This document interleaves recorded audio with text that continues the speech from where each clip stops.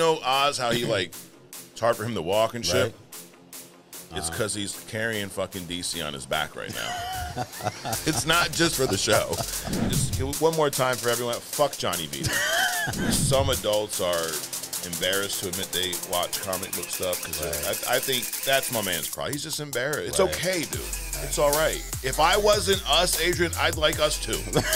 Right? Is that a fair statement? That's a confusing statement, but sure. If you weren't on this show, you'd watch this show. Absolutely. Andrew Garfield was a better Spider-Man than Tobey Maguire. You could have just stopped at Andrew Garfield. No. I'm not mad at it. I'm not mad at it either. I'm just not going to watch it either. Hey, guys, cut that out when we when this goes to whatever. You guys don't see it, but he's looking at a mirror. Damn. I thought my jokes were bad. All right. Welcome to Only Comics. I'm Mike. This is Adrian. Hey, what's up? What's up, dude? Oh, man. Little daylight savings time, bro. Yeah. You want to tell everybody what happened to you this morning? No, I don't want to talk about it. You don't want to talk about it. No. It got you. It got me, though. Yeah, it got you. Let's keep it moving. But you're pushing through, dude. That's it. You're pushing through. So, yeah. I am here for you. Happy daylight savings time to everyone. Welcome to Only Comics. Dude, nice and brisk outside, bro. Oh, yeah, it is, winter. dude. I'm looking out the windows. I just spent, like, half the day doing leaves yesterday. Oh, yeah? And I'm looking out the window this morning. I'm like, oh, here we go again. Dude, is it me or did every fucking leave in New England fall this past week? No, because there's still some coming, dude. I'm looking up. I'm talking to my grandson. I'm like, you see we cleaning up now, right? I said, right. Look at that. Yeah, that's coming. So that's coming down too. Dude, but like the bulk of them. Because I feel like we were just talking last week, driving here, there's orange and red everywhere. Right. Dude, out of nowhere, like, most of the leaves was dropped. Right. It's still orange and red. Yeah. On the ground. Yeah, it's in my fucking driveway, dude. It's shit. But anyway, dude, crazy. Dude, I was out last night at the casino, and I actually met one of our TikTok followers. Nice. Yeah, he was running security at the at the little. I was getting my dance on, Adrian. You know. I can't imagine that at all. No, dude, I tell you, I get enough in me, you know. But yeah, it was a good time, dude. Little 90s action, make you feel old, dude. Right. Like we're at that age, Adrian, where the places that play the music we grew up on are not like the clubs and the bars. You got to go to like the cabaret. You got to go to this like little side door. Like, yo, hey, y'all open, come over here. Right, you know? Special code knocks and shit to get in the door. For real, bro. You go to the club and you're like, what is this music? You know? So we have special places for it. I'm like, God. Okay. But anyways, it was a good time. But here we are. A lot going on in the comic world, dude. Cool. We were just checking this out right before we got on here. But Marvel, and they put this little teaser out. It actually aired prior to Agatha. Okay. But it was a little preview of everything, or not everything, but a handful of shows coming to Disney Plus real soon. You saw this. Yep. We saw some Daredevil Born Again, right? Fisk, your boy Matt Murdock. We saw some interaction there. We saw Fisk's wife. Remember, there was a point where she actually wasn't brought back. That actress, they were going to replace her, but then they ended up going with her again. So it was cool to see. Because they listened to us. Yeah, that was one of the first times we told them, like, dude, seriously, knock shit off. Yep. But yeah, so dude, we saw Daredevil footage, Ironheart. Yep. Which I'm intrigued with the Ironheart. Dude, it looks pretty good. Pretty good. Like, how'd you feel about Ironheart's portrayal in Wakanda Forever? As much as that movie kind of sucked. Right. No, I thought it was appropriate. It was good. She did a good job. Pretty on par. Yeah. Yeah. So I'd be interested to see. I'm just curious to how, she has no tie to Tony Stark. Because in the comics, a little different. I think he leaves her like a grant or something through like a school, MIT or some shit like that. But with Tony Stark being dead in the MCU, I'm interested to see how she advances her tech the way she has in this short period of time. It took Tony years, but I guess. Well, it didn't take him years. He's had like a bazillion suits. So that's the years is like, like the Mark 47 or whatever the hell number he was on. I mean, he's got a space suit. He's got the Hulkbuster. He's got a black stealth suit. He's got snow suits. I mean, he's got all kinds of suits. So it didn't take him long to create the suits. It's just that he went through so many of them. Yeah, he did. We saw a Wonderman clip, dude. Yep. This is a past hidden gem of yours. Yep. Now, this is a different take on Wonder Man, right? Definitely a different take, yep. This almost looks like a comedy. Yeah. You know, with the old, I was going to say Manchurian, but what's his face from Iron Man movie? With the ring, supposedly. Oh, but it actually wasn't him. The Mandarin. Trevor Slattery's his name in the MCU. Yeah. But Ben Kingsley. Ben Kingsley. Yeah. He was the Mandarin. Yep. In Iron Man, but he actually wasn't the Mandarin. Yeah. Right. So now he's in. So it looks like a comedy to me. Yeah, I think so. And you have not seen Shang-Chi, which I highly recommend it. It's a good movie. And Trevor Slattery, that same character, the one who pretended to be the Mandarin, is in this movie as well, Shang-Chi. Okay. And you get to see more of this kind of goofy side of him. He's pretty funny. Okay. And it's Ben Kingsley, dude. Yeah. You know, but yeah, I'm interested in that. Okay. I guess the time, because Wonderman is essentially an actor, right, in the comics. Yep. So is this guy. And right. So I'm interested to see where that thing goes. It's interesting. I was watching a movie yesterday from, I guess, the 90s. Yeah. Back in the day. Back in the day. And your boy Winter Soldier was in it when he was a young kid. It was it was like a witch movie. Yep. I forget the name of it. Anyway, it'll come to me later on. But I was like, oh shit, he was like kind of a superhero back then because he's doing the powers and throwing stuff, and it was pretty cool to see it. Yeah, Sebastian Stan. Yeah. Well, he'll be back in Thunderbolts next year. Okay. But yeah, everything they showed in this trailer, I'm looking forward to. Yeah. But Daredevil Born Again, I think that's probably highest on the list, and just a few months away. It's March 5th it drops. Yep. And damn, we there already? Dude. Man, daylight saving time slipped up on me. 2025 slipping up on me. Woo. Damn, dude, it's getting you, bro. Boy. Yeah, it's getting to you. But like you said, though, we're here. We're pushing through, dude. That's we're pushing through for the fans out there, you know? Next thing you know, it's going to be 2 years of only comics, man. Dude, right around the corner. Right. We'll do something special for them. Maybe we'll get away like this jacket, dude. You see this new jacket I got here? It's nice. It's not on the store yet, dude. It is nice, but I can't rock the jacket the whole show. Right. But, I see you got the cap and the Spiderman going. That's it. Dude, we're all out. We're gonna get into some comments later, but a few weeks back, someone asked for us to relist our top characters or top comic characters. So we're gonna do that later. Gotcha. I got my top 5, and I don't know if mine's changed much. So mine's changed a little bit. Yours changed, yeah. Well, you kind of hinted at that a few weeks ago, but anyway, moving on, dude. So those are shows that are confirmed in production that are going to be starting soon. There's also a handful of shows that are rumored. So we saw Agatha wrapped up this past week, right? And we saw that Billy Maximoff, or Wiccan, I mean, he had his full transformation. We had his comic get up, which I thought was a pretty good job of bringing that. We'll talk about that a little bit more later. But there's a rumor that Wiccan's going to have his own show. There's a season 2 of Hawkeye coming. There's a Nova show on its way. And then there's a Blonde Phantom, all rumored to be in the works. And these may happen before Secret Wars. Okay, so who asked for a Wiccan show? What's a Blonde Phantom? And which Nova are we talking about? Yeah, all great questions. Who's asking for a Wiccan show? I don't know. If it just continues this story, almost like how Agatha was an Agatha show, but it heavily relied on WandaVision, right? So like, if it continues this story, I'm not mad at it. I'm not mad at it either. I'm just not going to watch it either.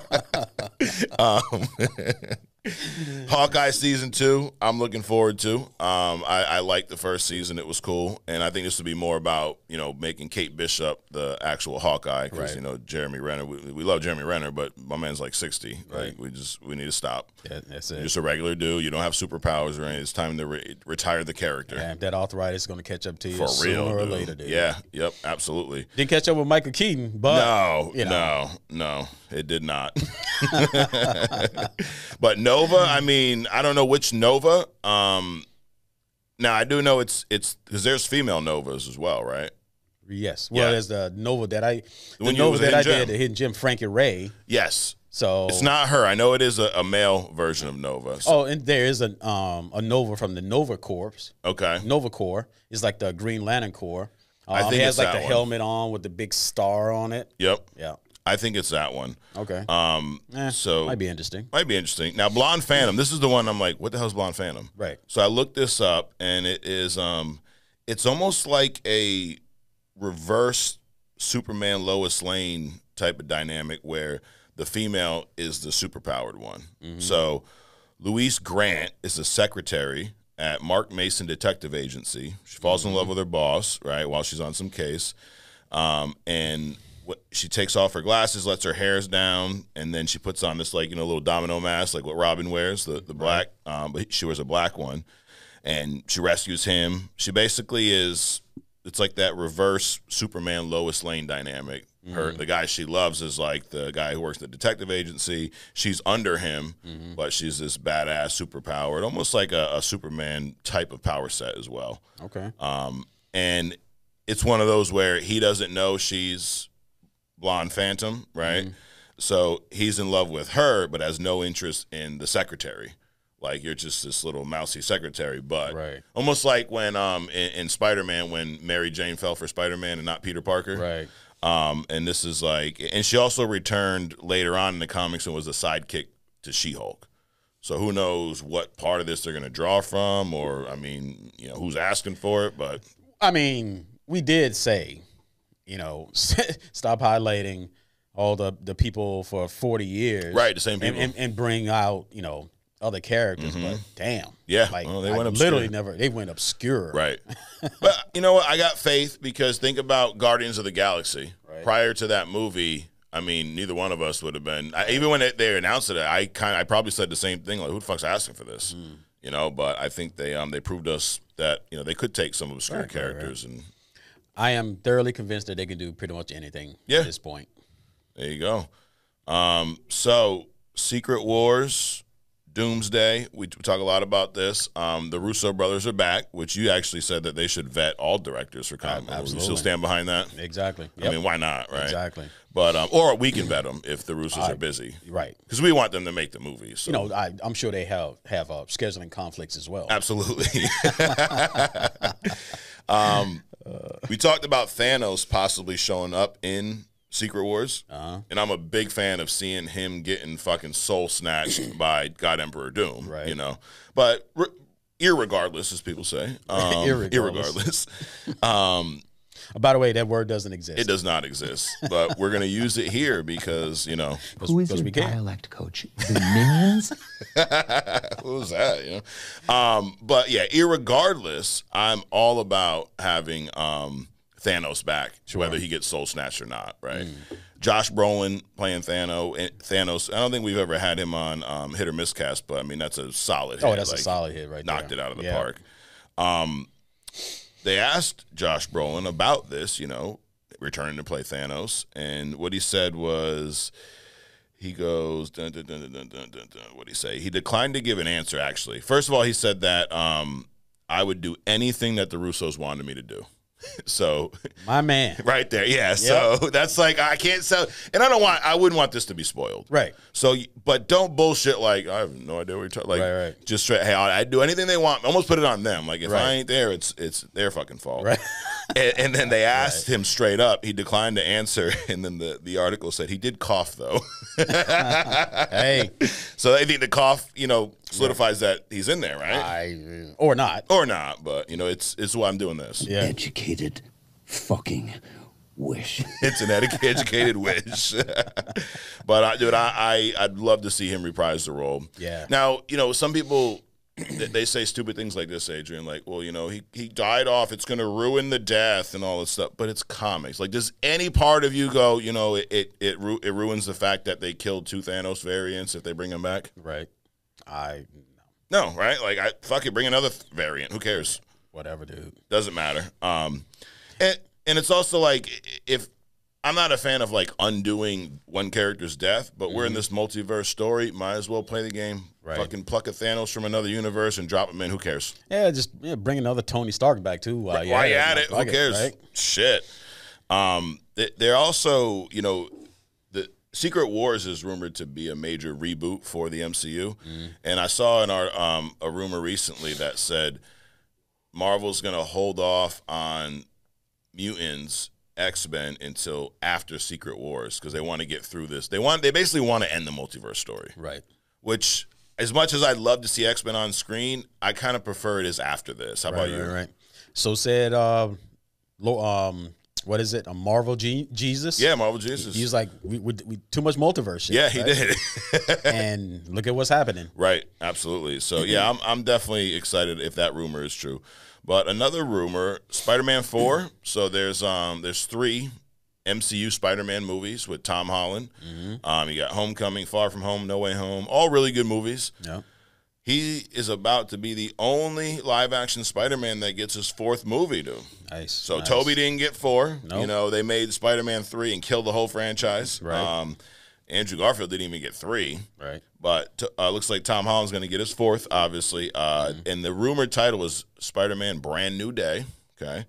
So I'm going to read a little... nothing around home? No, nothing around home this time, dude. It's like, wait, yeah. Oh, he deserves it, dude. Right. Spider-Man Home Run, maybe? There you go. No, it'll get changed to that. Like the day Spider-Man before Home Invasion. Spider-Man Home Alone. Yeah, there you go. Drop it at Christmas. Yep. Dude, that's a great idea, Adrian. I'm going to read this is the rumor synopsis. It says that following the events of Doomsday, Peter Parker is determined to lead a normal life and focus on college, stepping back from his responsibilities as Spider-Man. However, peace is short-lived when the deadly new threat emerges, endangering his friends and forcing Peter to reconsider his promise. With stakes higher than ever, Peter reluctantly returns to Spider-Man and finds himself teaming with an unlikely ally to protect those he loves. Andrew Garfield, Michael Keaton, and Robert Downey Jr. are all mentioned to join the cast. So this is a rumor. So before you go, I can't believe they're doing that. Marvel never said they're doing that. You imagine how many people upset themselves because they buy into the rumors and like it doesn't happen and they're like, I wanted this. Bro, it's a rumor. This could be completely off base. Right. But we're gonna talk about it as if it's the truth, Adrian. Okay. One part that's intriguing to me is Spider-Man finds himself teaming up with an unlikely ally, which could be so many people. Right. Could be Venom. Could be Daredevil. Could be, yep. She-Hulk. I mean, it could be She-Hulk. Could be anybody. Dude. I mean, anyone. Now, other ones we've just named, I think if I had a choice, I would like to see it. I think my first choice would be Daredevil. Right. Just because of the Kingpin story and this Daredevil Born Again being looks like a really big, series for Marvel. And I'd love to see that version of Daredevil in a movie because we've only seen him in like Netflix shows, right? And the She-Hulk show. And besides, he's right down the street. Right. Yeah, right around the corner, dude. You mentioned Venom. That's interesting because there have been rumors about Spider-Man getting the black suit, right. The symbiote, and obviously you would figure Venom would be associated with that some way, shape, or form. Right. And if Null does show up in Spider-Man 4, that new threat or whatever, it would make sense that Venom would be his ally, right? As opposed to his enemy. Yeah. But he also has knowledge of Null. Correct. So that'd be helpful. Yeah. So we writing the script right now. We are right there. So I'm down with that, dude. Right. What intrigues me is his friends are in danger. Who is his friend? Because nobody remembers him, right? I know. Yeah, so do they somehow remember him again, or are these new friends he's made in college? Or maybe he knows that they used to be his friends, so he's still sympathetic toward them. Yeah. So all good questions, dude. You're on a roll today, dude. All good questions, man. This is just get you that right there. Andrew Garfield rumored to show up, so there's going to be a multiverse element to this movie, right? They're not gonna not do that. They just ruined it.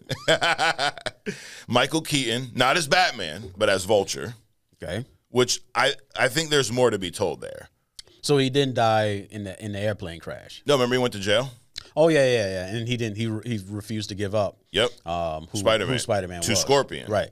So we have Scorpion in the MCU. We haven't seen show back up again. No. And Vulture's in jail. And we know what happens in comics when you're in jail, you just break out. Right, exactly. Do you ever think about that with like Arkham Asylum? Batman, Bruce Wayne. Right. And this is how we get sidetracked here in Only Comics. Sure. So just Absolutely. buckle up, dude. Sit down and fucking relax. You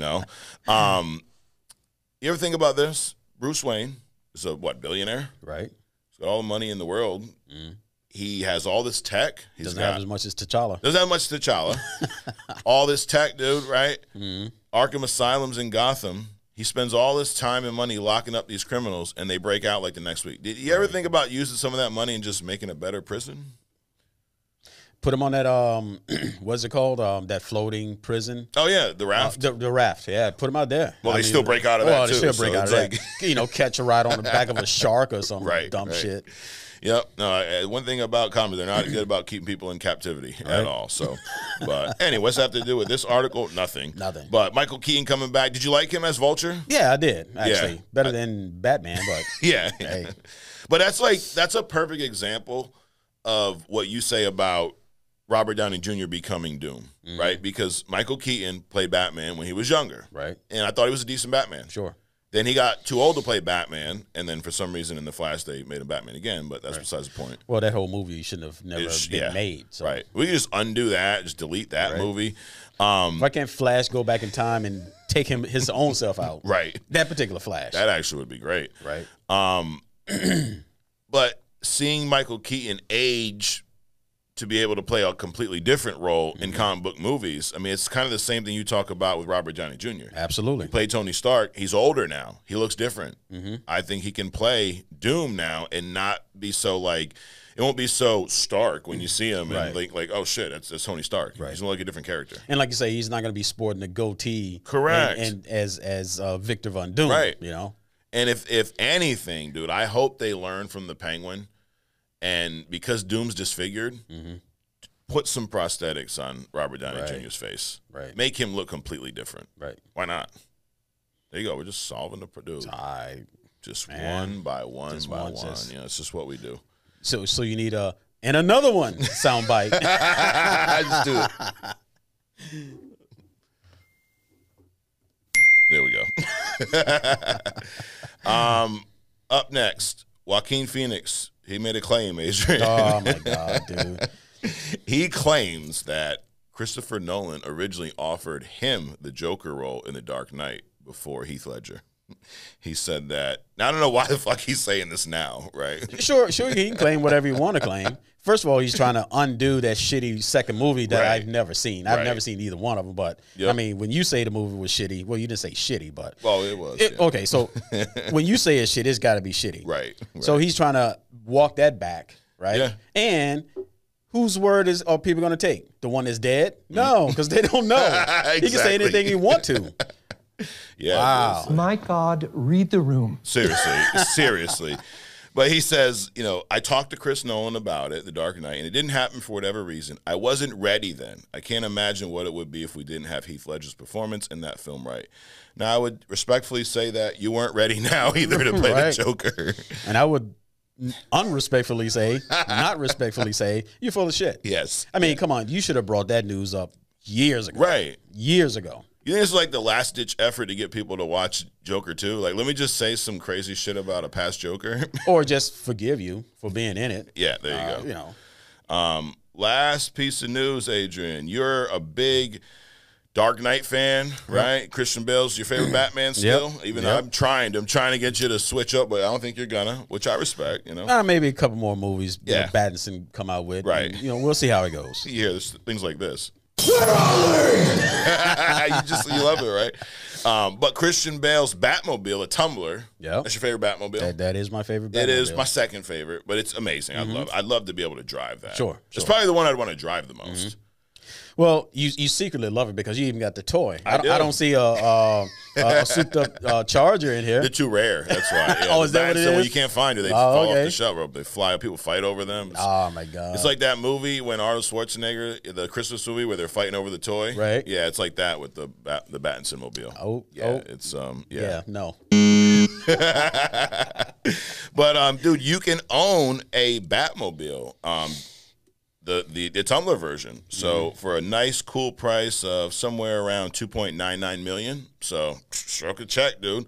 Now here's the fucked up part, though. I'll go in my basement and I'll 3D print me one. Oh shit! In pieces.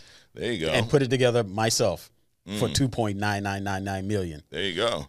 That works, dude. Here's the messed up part, though. Imagine spending almost $3 million on this Batmobile, and it's not even street legal. Of course not. Of course not. What you gonna do? Drive it down to the end of your driveway, just so people can see it going by? Yeah, dude. Why is it not street legal? You know? No, I just think it's the engine maybe it's too large and it's just too much torque. Like it's too big of a something for or maybe it's too big for the road. I don't know. Fucking ridiculous. I've seen them. Yeah. On the road now. Whether they were street legal or they just got out in between some cops. Right. You know what I'm saying? Right. But this one, so yeah, there are some that are built for the street and they're not like exact replicas. They kind of resemble them. But this one I think is like a matter of fact, it's authenticated from Warner Brothers. So it's like legit. So I guess that's why it's not street legal. The one in the movie isn't either, believe it or not. But you know what? You're driving a Batmobile. So like some of these movies we talk about, who's asking for this? Yeah. Is it just let's just build a Batmobile and see who buys it? Dude, I think there's going to be some people that buy them. I absolutely. There's only I think they're only making like 10 of them. Now, pretend you woke up, dude, and you had Jeff Bezos' bank account, right? Would you buy this? No, I would. I would. Nah. I would. And at that point, I'd fucking drive it on the street. Who cares, dude? If you're a billionaire. But yeah. So if you want to buy one, dude, you can go to BruceWayneX.com. No, I'll just add another $3 million on and buy a TBM airplane or something. Okay. There you go. All right. Well, that is our news and rumors for the week. We're gonna wrap this up with a little thumbs up, thumbs down. So are you ready? Hold on. The Convent. What's that? That's the movie that Winter Soldier was in. When he was younger. Got it. I just wanted to say before I forgot it. Yeah, dude. You just pull knowledge out. It's like that's it. It's like you got your own Wi-Fi, dude. You're just connected, bro. Well, we like to wrap news and rumors up with a little thumbs up, thumbs down. So are you ready? Let's do it. Let's do it. So Marvel previewed Daredevil Born Again, Ironheart, Wonderman, zombies, freaking all kinds of shit, honestly. A Spider-Man cartoon. Right. I guess a thumbs up, dude. Absolutely, thumbs up. I think the one I'm looking forward to the most is Daredevil Born Again. Right. How about you? That's probably about right. Even though the Spider-Man cartoon looks pretty cool, dude. Yeah, it looks cool. So. Also, Eyes of Wakanda. We saw we saw that. That was animated, right? Yeah. Okay. It was almost like 3D. And I'm intrigued by the Ironheart thing. Yeah. So. Yeah, I think I like all around. I watch all of them for real. And also was Punisher in Daredevil, yes. or was they with his own separate thing? No, he's in Daredevil. Oh, okay. Yep. Punisher's in Daredevil. And I do believe that some of the other members of the Defenders may show up. I think Jessica Jones is rumored to show up, and Luke Cage. So, Wiccan, Hawkeye Season 2, Nova, and Blonde Phantom all rumored to be in the works and may even happen before Secret Wars.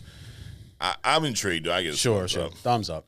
I know you're not big on the Wiccan show. Well, we will see, dude. Maybe we'll knock your socks off, Adrian. Remains to be seen. Doubt it. Josh Brolin says he'll do anything the Russos want him to do, but he says nothing when asked if he's returning as Thanos. He coughed. But I take that as a confirmation. Sure. Thumbs up. Spider-Man 4 rumored to be called Brand New Day. Spider-Man will be teaming up with an unlikely ally, according to this rumor. And college-age Spider-Man, Andrew Garfield, Michael Keaton, Robert Downey Jr., all rumored to join the cast. I guess a thumbs up. It's going to be renamed to Spider-Man Home Alone. It's going to drop Christmas 2025. Thumbs up. Thumbs up. Yeah. Why you move away from the home name? Joaquin Phoenix, Adrian, claims that Christopher Nolan originally offered him the Joker role before Heath Ledger for The Dark Knight.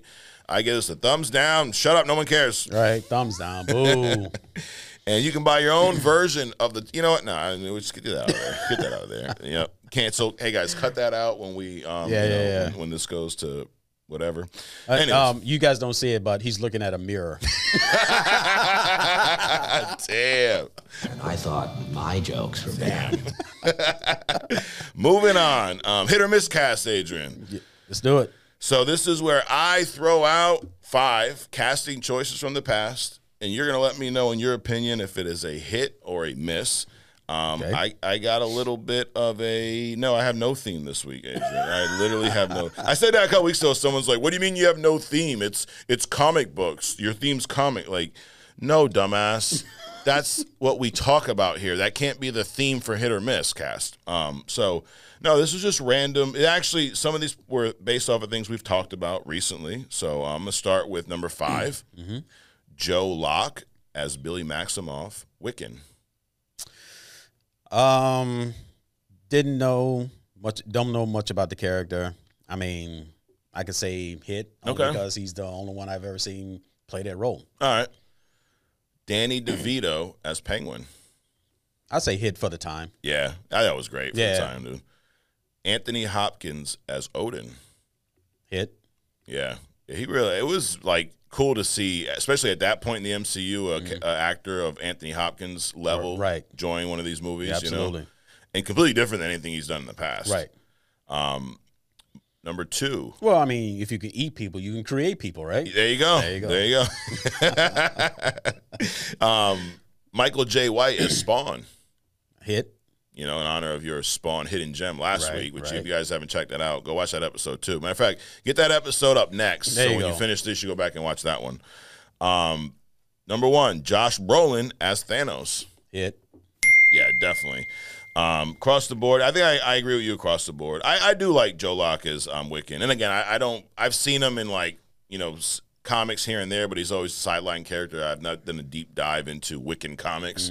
But from a power set, I mean, dude's maybe even more powerful than Scarlet Witch. Well, that makes sense if, you know, offspring. Yeah. You know, and then that's typically how it works. Yep. Like Reed Richards' daughter is, you know, smarter than he is. Oh, yeah. So she can almost predict the future. That's it. But yeah, Brainiac 5 today. Right.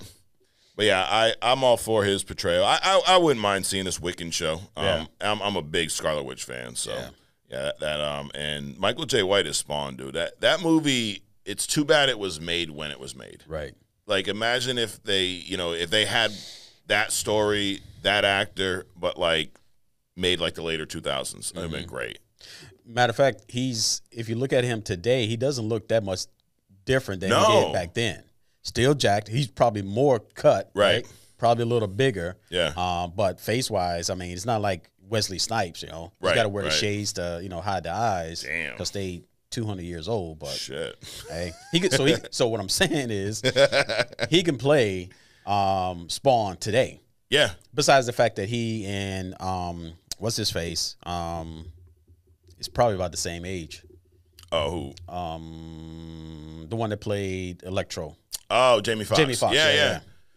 Yeah, I mean, someone actually asked that a few weeks back on YouTube. Do you think that Michael J. White could play Spawn now? Absolutely. I got to say, yeah. Again, he's costumed up. Yep. For the most part. I mean, you only really see him during his active days, CIA days, and up until the point where he actually, you know, gets burned alive and goes to hell. Yep. Damn, let's do it. Yo, Todd McFarlane, forget about we love Jamie Foxx, but forget about Jamie Foxx. Get Michael J. Foxx, not him. Michael J. White. Right. Have him do Spawn again. Besides, Jamie just did that Tyrone movie, which was pretty funny. Oh, pretty yeah. Cool. Yeah. Got it. Well, that's it for Hit or Miss Cast, guys. Like this, share this, and let us know if you agree with us or not. If you don't, we'll be really disappointed, maybe. Probably not. Most likely not. Next up, Adrian, what the fuck, Rotten Tomatoes? There you go. This is still your favorite name segment. Still my favorite name segment. Language. Anyways, so I did something a little different this week, Adrian. So I like to throw curveballs at you. That's it, man. We'll see. I'm going to throw a curveball. We'll see if you knock it out of the park or not. So we're talking Spider-Man movies, okay? So we do have a theme to this segment. So the nickname for this segment is Critics versus Audience. Okay. So there's 3 MCU Spider-Man movies. Yeah. We mentioned earlier, they all have the word home in them. Homecoming, Far From Home, No Way Home. So the critics rated these movies in this order. Homecoming, 92. Far From Home, 91. No Way Home, 93. So according to the critics, No Way Home's the best of the 3. Homecoming's the second best, and Far From Home is the worst of the 3. Audience, they flipped it up a little bit. So they rated, they did the same. 98, No Way Home. So they had the same number 1 movie. Their number 2 movie was Far From Home at 95. And Homecoming was the worst of the 3 for the audience at 87. So we're going to let you know which one, where do you fall on that, Adrian? Is No Way Home the best of the 3 MCU Spider-Man movies in your opinion? I think so. Okay. I agree with that. Where it gets tricky is the number 2. Right. Because now we're talking all great movies. Like sure. you don't dislike any of these 3. No. Would you say, in your opinion, do you like Homecoming over Far From Home? I think so. Yeah? Yeah. So you would agree with the audience. Correct. And this one's a toss. I think I would go critics. I think I'm sorry, you would agree with the critics. You like Homecoming more. Yeah. Well, before I say mine, what do you like more about Homecoming? This was early Spider-Man, right? Yeah. Vulture. Well, again, a lot of stuff that I like is because it sets a trend, and I think it just set the trend for the new Tom Holland Spider-Man. So that's mostly it. And the last one was just like too much in it, and it also had Garfield in it. So got it. And you didn't like the second one we're talking with Mysterio. You didn't like Mysterio. No, I didn't. No, so that would make sense. Yeah, I like Far From Home. I think it had a lot cooler visuals. Like the one thing about Homecoming that the end with the plane, it was very dark, and it kind of took away from like the end. It almost felt like the ending kind of brought the movie down a little bit, you know. And Far From Home, the ending was a lot bigger. The cool colors with all the damn the drones and all that shit. Right. I thought that was really cool. Sure, it had some really cool set pieces in Far From Home. It did. Mysterio, not my favorite Spider-Man villain portrayal on screen. Well, exactly, on screen, because he was completely different in this movie than he was in the comics. So yeah, I kind of the whole, you know, he's pretending to be the hero for so long. I didn't like that because it's like obvious. Like anyone who knows Spider-Man, we're not going to make Mysterio the hero, right? So, but yeah, I think I still would put that above Homecoming slightly. And I love No Way Home. I mean, that was great. I know you don't like seeing your boy Garfield in there, but no. Well, let us know. Do you guys agree with the critics, the audience, on the first 3 Spider-Man movies? Now, the 4th one, if done right, could top all 3 of these. Sure. Which remains to be seen, Adrian. It'll top it just by not having Garfield in it, in any shape or form, multiverse or not. Damn. Nah, I don't know. What's your beef with Garfield, dude? Nothing, dude. He just seems so un-Spider-Man like to me. Okay. That's all. All right. Moving on. Agatha All Along. We saw 2 episodes. Did you watch both of these? No, the last one I don't know. Okay. Because the last one that I watched was when she kissed death and fell on the ground and turned into flowers or something. Okay. So I think that was not the last one. No, so there's one more after that. Yeah, we saw that episode and we realized, I mean, we'll kind of sum this up. We're going to dig more into the Penguin because I just love that show. Yeah. I didn't dislike this show, and even after the ending, the big takeaway from that episode was the Witch's Road was bullshit. Right. You got Wiccan doing the same shit his mom did. Yep. And I think that kind of shows you that he either is as powerful or maybe a little bit more. He's got Agatha looking for a fake fucking road. Right. You know. So yeah, we saw that. We also saw him use his powers on Agatha, and Agatha basically get her powers back. Do you see this part? Yep. Dude, I really liked the way the ending looked like when they came back to Westview, and it's really dark, and death is there, so I guess it would be darker, right? And I thought that Aubrey Plaza knocked it out of the park as death. It was just, it was great. So I mean, all in all, we won't go because you haven't seen the last one yet, but I'll tell you this: I think it was a great ending to this show because I think a lot of times with these shows we've seen they struggle to land the ending, right? Sometimes they start a little slow. For the most part, like Secret Invasion started off well. The middle was kind of mid, and then they just fucking ruined the ending. Like it was horrible, right? Like it was because they could have saved it with a good ending. Right. It wasn't that bad until those last couple episodes. You're like, God, this is just spaceship full of cats. Come on, dude. It was horrendous, dude. But then there's shows like Loki season 2 where, I mean, Loki was great throughout, but they really nailed that ending. Right. The ending elevated the show. And I think with this, I would say that the middle got a little cringe at times, but I think they ended strong. They do show in the 9th episode, the season finale, what happens to Agatha's son and how she basically gives him up to death.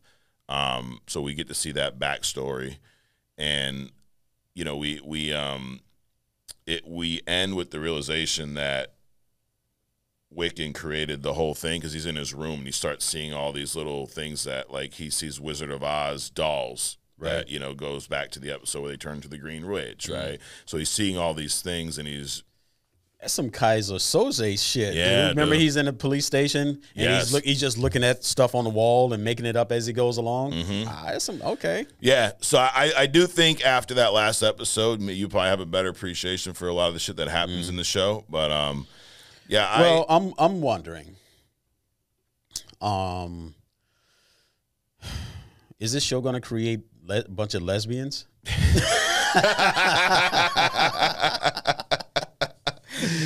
I don't know, man. My man's like, I mean, there was some direct contact though, too. Yeah, it was. So I don't know. I'll tell you this, Adrian. I saw it. I have not turned into a lesbian yet.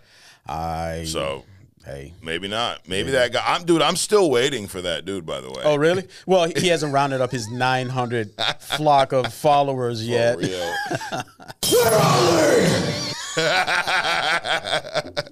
As if anyone can understand what what he's saying there, but. No, I don't think that there's been a new influx of lesbians from seeing that scene. I mean, I thought it was cool, dude. I was down with it, you know. Oh, they've been trying to put that in the whole show, dude. Right. But honestly, who cares? Who gives a shit, really? Right. Like, unbelievable. My man does. Yeah. You know, he's like, you know, she touched her arm, you know. Yeah, we gotta watch the kids, right? The indoctrination of kids. Hide your kids. Dumbass. Dude. Yeah, but no, we're waiting, dude. Whenever you want to send that video, bro, have at it. You can tag me. But yeah, dude, after watching this, I'd give this show, if I had, you know, score the whole entire series, I'd give it a solid probably 6.5. Wasn't amazing, wasn't horrible, a little better than mid. Right. You know? The ending was strong. Definitely, you know, has me looking forward to the Vision show and to wherever the Scarlet Witch story goes. Sure. You know. Moving on, Adrian. The Penguin, episode 6, Gold Summit. Yep. Holy shit. Dude, I said this last week, but there's not a better show on TV right now. Right. And there hasn't been for a while. Yeah. Right. This episode, what'd you like about this episode? Hold on, wait a minute. So all those movies that you previewed that we saw the previews of, right? Yeah, they're all Marvel, right? DC's not going to make any movies for the next 2 years. I mean, they stuck in Penguin Land or what? Yeah, they're you know how Oz, how he like it's hard for him to walk and shit. Right. That's actually like it's real, dude. It's because he's carrying fucking DC on his back right now. It's not just for the show, but no, they've not said anything. No.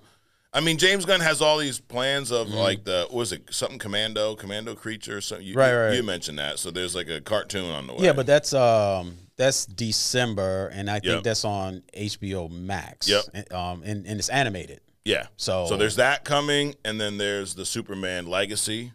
Okay. Which we actually saw a little screen image of Superman and his dog Crypto sitting on the moon looking at Earth. So it's going to be more. James Gunn's DCU sounds like it's going to be more fantasy based. Like, the past DCEU was more grounded. And it seems like he's going to lean into these fantastical elements more, the aliens, which I think will be cool, different take. Yeah, because I think that was part of the issue, too, is like Marvel was doing the grounded reality-based shit. Right. Now, granted, there's people coming in from space, but it's more based in realism. DC don't do the same thing. Right. You know? No, I think they'll mix it up. Except they couldn't get General Zod and his team right. No. That was a flop how they did that. Absolutely. So yeah, good thing they're killing that whole fucking universe off. Right.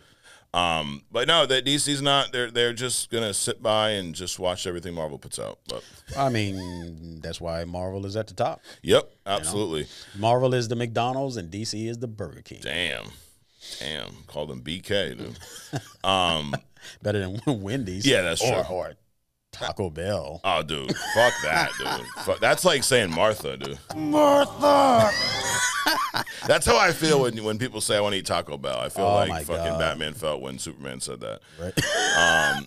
Anyways, Gold Summit, Adrian. We see Oz is growing his empire, right? He's got the bliss. They're selling it underground. They got power again because he threatened the damn politician. Like, basically, turn the power back on and we're going to fucking kill you type shit. Dude, Victor, a couple big things happen. Victor off somebody. Right. Squid, the guy was messing with him, right? He's wanted him to kind of get put on.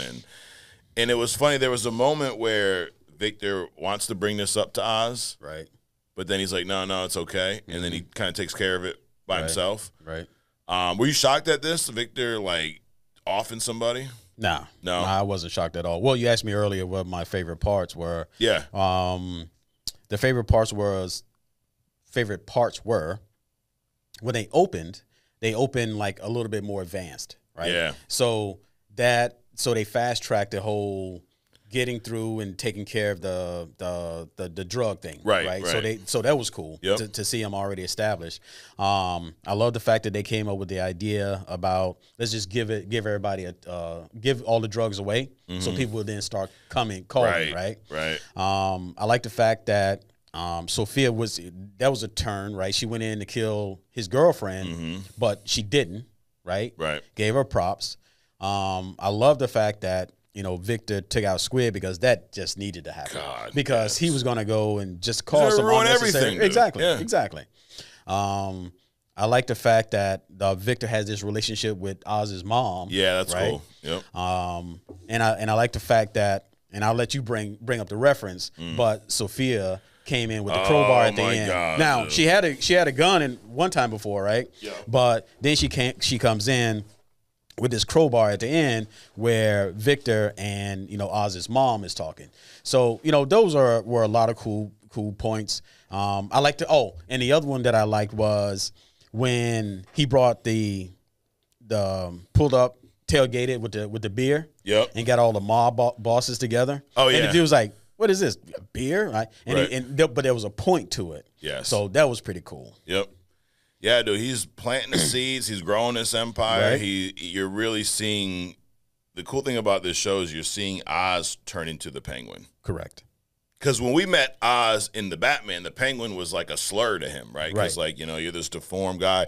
I think by the end we're gonna see him embrace that. Yeah, I am the Penguin. Right. I run the underground. Exactly. Which is, like you said a few weeks ago, that's who he is in the comics. Right.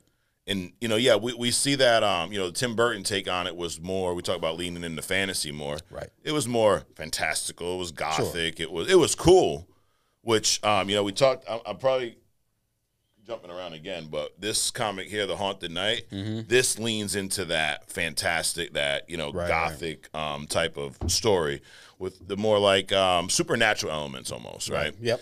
But this is obviously a more grounded take on that Penguin, but it's cool to see the similarities to the comic Penguin. Right, this is where, you don't have to do a page-by-page recreation of what's in the comics, but you can take source material, switch it up enough to make it modern, to make it, interesting, but not stray that far from the source material. Right. Still make it familiar. Yeah. Right.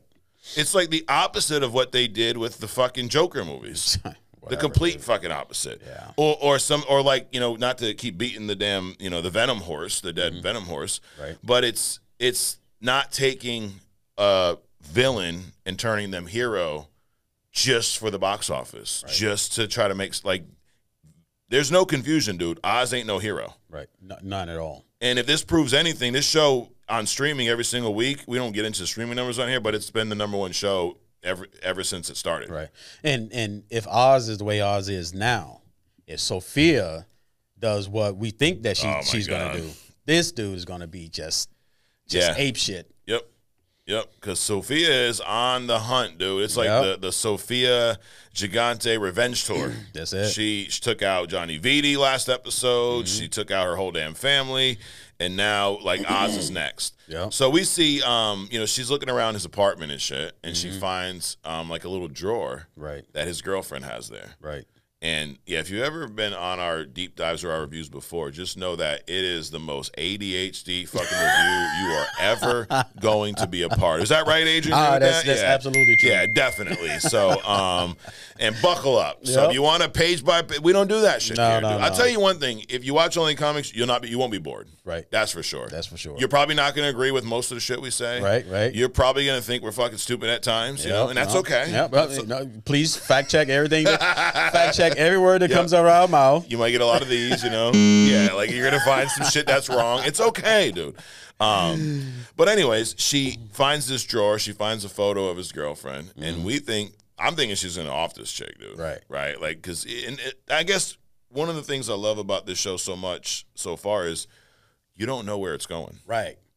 It is completely unpredictable. Right. Dude. You know what that's called? Good writing. That's right. That's what it is. So, you know, my boy Matt Reeves. Let this man cook. Let him cook. Let him keep doing. Just let him do it. But that's good writing. Yes. It's great writing because you shouldn't, a lot of times, especially with Marvel shit, right. You can, this is going to happen. That's going to happen. Right. You know, it's blatant at times. Yeah. And they can go so many different ways. So she doesn't kill his girl Eve, right? She basically convinces, like she tells him, listen, this ain't gonna do shit. Like he ain't coming back. Right. Like Oz is heartless. Right. And I love the fact that she threw in, you know, I knew you were coming.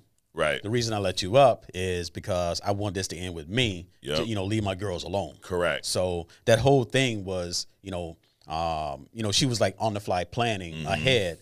And hoping that Sophia wasn't just a complete fucking maniac. Right. So she was going to allow that just to save a girl. So that was cool. Yeah. And that's exactly why Sophia didn't kill her. Right. Because she was like, I've never had that, you know? Yeah, absolutely. And she also tells Eve about Oz covering for the hangman who killed her girls. Right. Like her dad. Right. Falcone. Which is why she gave her up at the end. Yeah, because she's like, damn, he would do that to me. Like, yeah.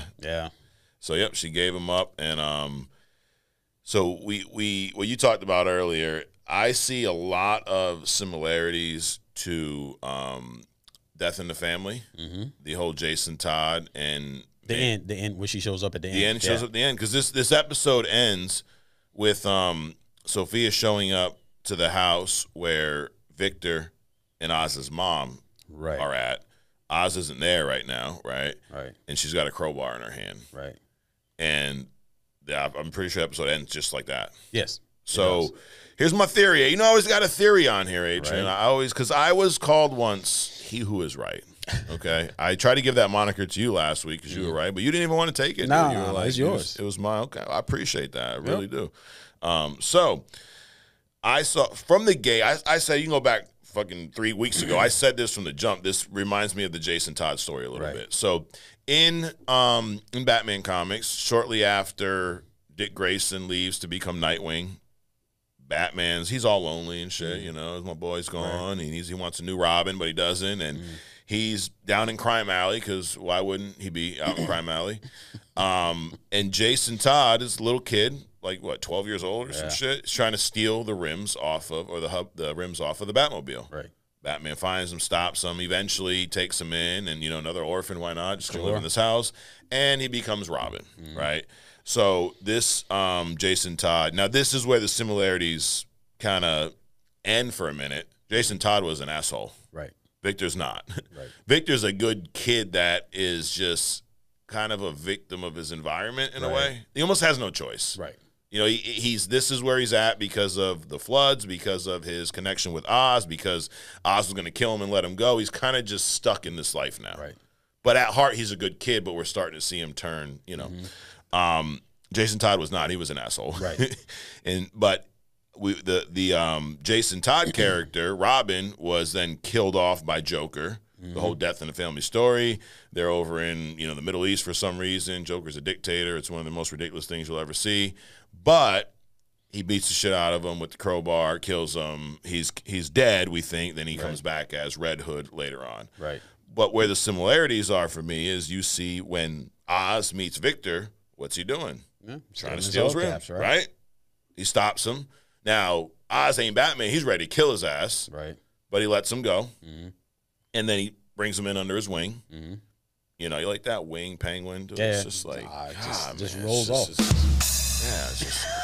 Anyway, so brings him in under his wing, teaches him the ropes. He introduced him to the street life, whatever. But he has this like love for him, right? Like I think as much as a guy like Oz is gonna care about another individual, right? Like he's at that limit with Victor. Right. He looks. Mom is number one. Victor's number two. Absolutely.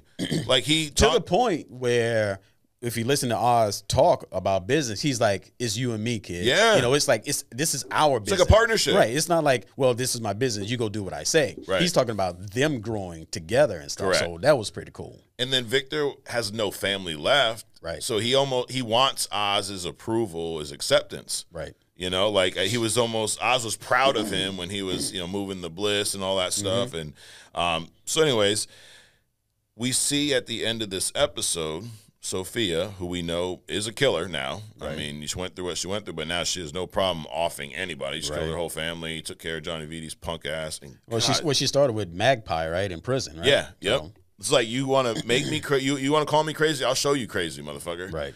Yeah, and she took Johnny. Just kill one more time for everyone. Fuck Johnny Viti. Fuck that guy, dude. He's an asshole, you know, a dead one. Right. But anyways, the episode ends with Sophia showing up at Victor's house, his old house, right, with Oz's mom with the crowbar in hand, and it seems like some foreshadowing. I feel like they're teasing a different version of Death in the Family, dude. Right. That would be something. I'm curious as to why she showed up with other than to kill them like Death in the Family. Yes. You know, why switch up from the gun to the crowbar? Right. That's the only thing I'm like, that kind of doesn't make sense. Yeah. But now, is she going to kidnap them and maybe use them as, like, you know, take them hostage? Because she wants shit from, like, Oz has her mushrooms and shit. Right. So, and he's out there giving out the drugs for free, which is screwing everything up for her. Right. So she does want him to do something for her. Or is she so hell-bent on revenge that she wants to kill him? Right. Who knows? I mean, you show up with a crowbar. It's kind of hard to, you know, convince somebody to come with you when you got a crowbar in your hand. Yeah. I hope she's got the gun in the other hand. Right. Right. Because it was her left hand she was holding it in. Correct. So, I mean, you across the room, what are you going to do? Throw the crowbar at it? Well, then you don't have the crowbar anymore. Right. So, no, when somebody shows up with something like that, that's passion, and she's going to beat the shit out of somebody. Yeah. So that's the whole purpose of that. That's a up-close tool for murder. Yeah. Absolutely. So I'm intrigued, dude, for this next episode. Looking forward to it. There's also a part in this show, in this episode, where Oz's mom talks to him about basically offing her if her health gets so bad, which he did agree to do, right? Yes. You know, so that was interesting. Obviously, I mean, her health has been deteriorating episode by episode. She's getting really bad to where she don't remember where she is half the time. Right. Well, it's not her health, it's her mind. Yeah. I mean, I separate those two. Okay. But, well, maybe Sophia's going to, you know, help Oz out. Maybe. You know, so you don't have to go through that pain. Right. There'll be some shit if she makes him choose. Well, that's not a choice. You know, Victor would go first. Yeah. You know?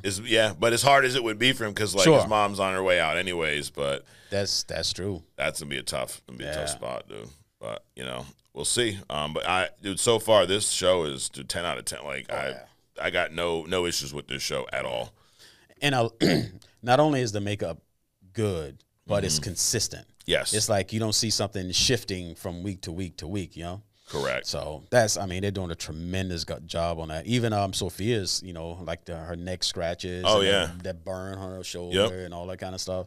Some awesome stuff, dude. There's a lot of just great character development, too. Like, think about Sophia from being Sophia Falcone, being afraid of, like insecure everywhere she was. Remember, she'd go out in public, and start fucking shoving shit in her face, and she'd always be covered up. And then, you know, her family not almost pushing her away. Right. She then strikes back, takes everything over, becomes the boss, and now she embraces who she is. She's walking. She purposely shows the scars and shit. Like it's I guess the next level of what happened to her in Arkham. Right. She went from everyone says I'm crazy, they pin this on me. Well, you know what? Fine, let me just be who everyone thinks I am. That's it. That's the way and then it she works. gets out and still trying to balance, and then now she embraces that life, full force. Right.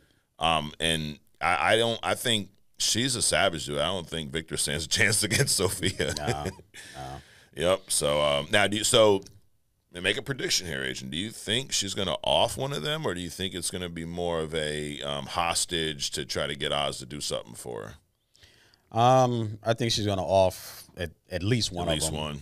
Yeah, because nowhere in the comics is there a Victor or his mother. Right. I mean, but of course, the Penguin hasn't been portrayed as savage as this Penguin has either. Correct. So I'm thinking she's going to off one or both of them. And that's going to, just push the Penguin over the edge. Mm-hmm. And he's horrible right now. Right. But he's that lovable, horrible. He's like, you feel for him. What's his face in The Sopranos? Yeah, like Tony. Yeah. He's just like that. He's like, Correct. He's a horrible, horrible person. Yep. Yeah, but I like him. Right. And dude, that's what I think. Partly what made The Sopranos so great was like the writing of all the characters, that you were so torn on like who you pulling for, who you're not, because and that's why it's so reality based. Like nobody's perfect, right? Everybody has some shit, and in these shows you got to see all of it. So in one sense you feel bad for Tony, but then you're like, dude, he just killed all these people like nothing, right? And then went and had dinner with his family. Then he's cheating on his wife. Then he smacked his kid. Like But he's a dude. He's a guy. He's just a real person. And not his character, but But Oz, same deal. Like he's human, but it's got to do some like nasty shit where you're like, it's hard to pull for this guy. Right. But then he does something, you're like, all right, cool. I get it, But yeah, dude, I expected the show to be good, but not this good. Right. Like, has this exceeded your expectations so far? Oh, absolutely. As a matter of fact, they're going to have to get real creative with the next Batman. Oh, my God. Dude, that movie, I mean, if they continue on this path, one thing that Matt Reeves has said from the beginning is he's not rushing anything. Right. And I think it has shown with the first Batman movie, with this show, like, he ain't pulling the Marvel, we need the movie out next year. Like, you will get it when you get it. Right. Matter of fact, the Batman 2 originally was supposed to be released in 25, but because of the writer's strike and all that, they ended up pushing it back, which I'm glad they did. Sure. Because this story, seeing this continued on the big screen, it was going to be awesome. Yeah. I mean, Sophia, whatever happens with her at the end of this, Oz now being that Penguin level, and there'll be other villains. I'm looking forward to that more than a lot of other things. I hope that they don't make the mistake of trying to make like a Penguin movie off of this. I hope that they keep him keep it a show. in a show, in a series, and then have him show up in like the Batman or something like that. You know? Because you could do a whole nother season. Like, you could have the Batman 2 come out. Right. And then do another season of the Penguin in between the next two Batman movies. Right. Why not? And then spin off into Gotham, have the Penguin in there, because everybody ends up in Arkham. Arkham, Not Gotham, Arkham. Yep.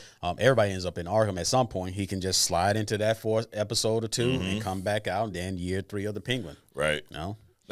Just don't make it like The Walking Dead, like 15 years later and 4 spinoffs. Right. Come on, dude. Another part we didn't mention was Maroni and Sophia have like almost like a father-daughter dynamic, which is crazy because him and Falcone were always, rivals. Yep. But we know Sophia's relationship with her dad was horrible. Yep. And now they have this kind of almost unwelcome partnership because of circumstances. Right. And we see him they have this moment in the kitchen. It was pretty cool. Yeah, I thought it just adds that to your point. Like it makes you, even though Sophia is, a savage, it makes you root for her a little bit. Right. She walks in and he's drinking wine and she's like, I can't believe you opened that. He's like, it's a fucking bottle of wine. It was just sitting there. Right. Yep. Like it's nothing, right? Probably like a $10,000 bottle of wine or something. And they just sit there and he makes her, the whatever he made her, and she's it was a moment, dude. That was good. Yeah, that was cool. I mean, just all attention to detail in this show, the character arc, like everything has a purpose. Right.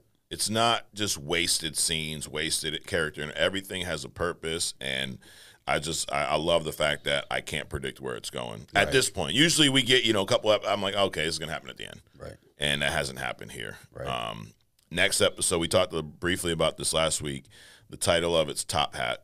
My prediction, maybe this is an educated wish, maybe it's that. Wish. But I predict that we're gonna see Penguin in that Penguin getup, the top hat, the suit, maybe not the monocle, but the cane, maybe. Like, he's gonna ascend to that. Like, this is the second to last episode. Right. So I think we're gonna see that, and I can't wait to see it. It's gonna be cool. Wait a minute. So there's 2 more episodes, or 1 more episode? 2 more. Top Hat, which comes out actually tonight. So, and then episode 8, Great or Little Thing. So unlike Agatha, they're not going to drop both this week. They should. They should have done that for us. Right. Right. Yeah, maybe I'll call Matt Reeves and see. We'll just get him on. Hey guys, one of you back there, just get him on.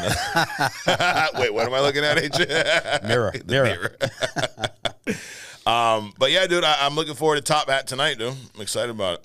I would have thought Top Hat would have been the last one, because I'm thinking something that Sophia is going to do to Victor and or his mom is going to push him over the edge. And he's going to – it's almost going to be like that version of the Penguin in this show is going to be the alter ego of the current Penguin. So he's going to be like – he's going to go from – you know how like Wolverine gets into that berserker mode? Yeah. I think something is going to push him over into that berserker mode of Penguin, and he's just going to be just insane, dude. Yeah.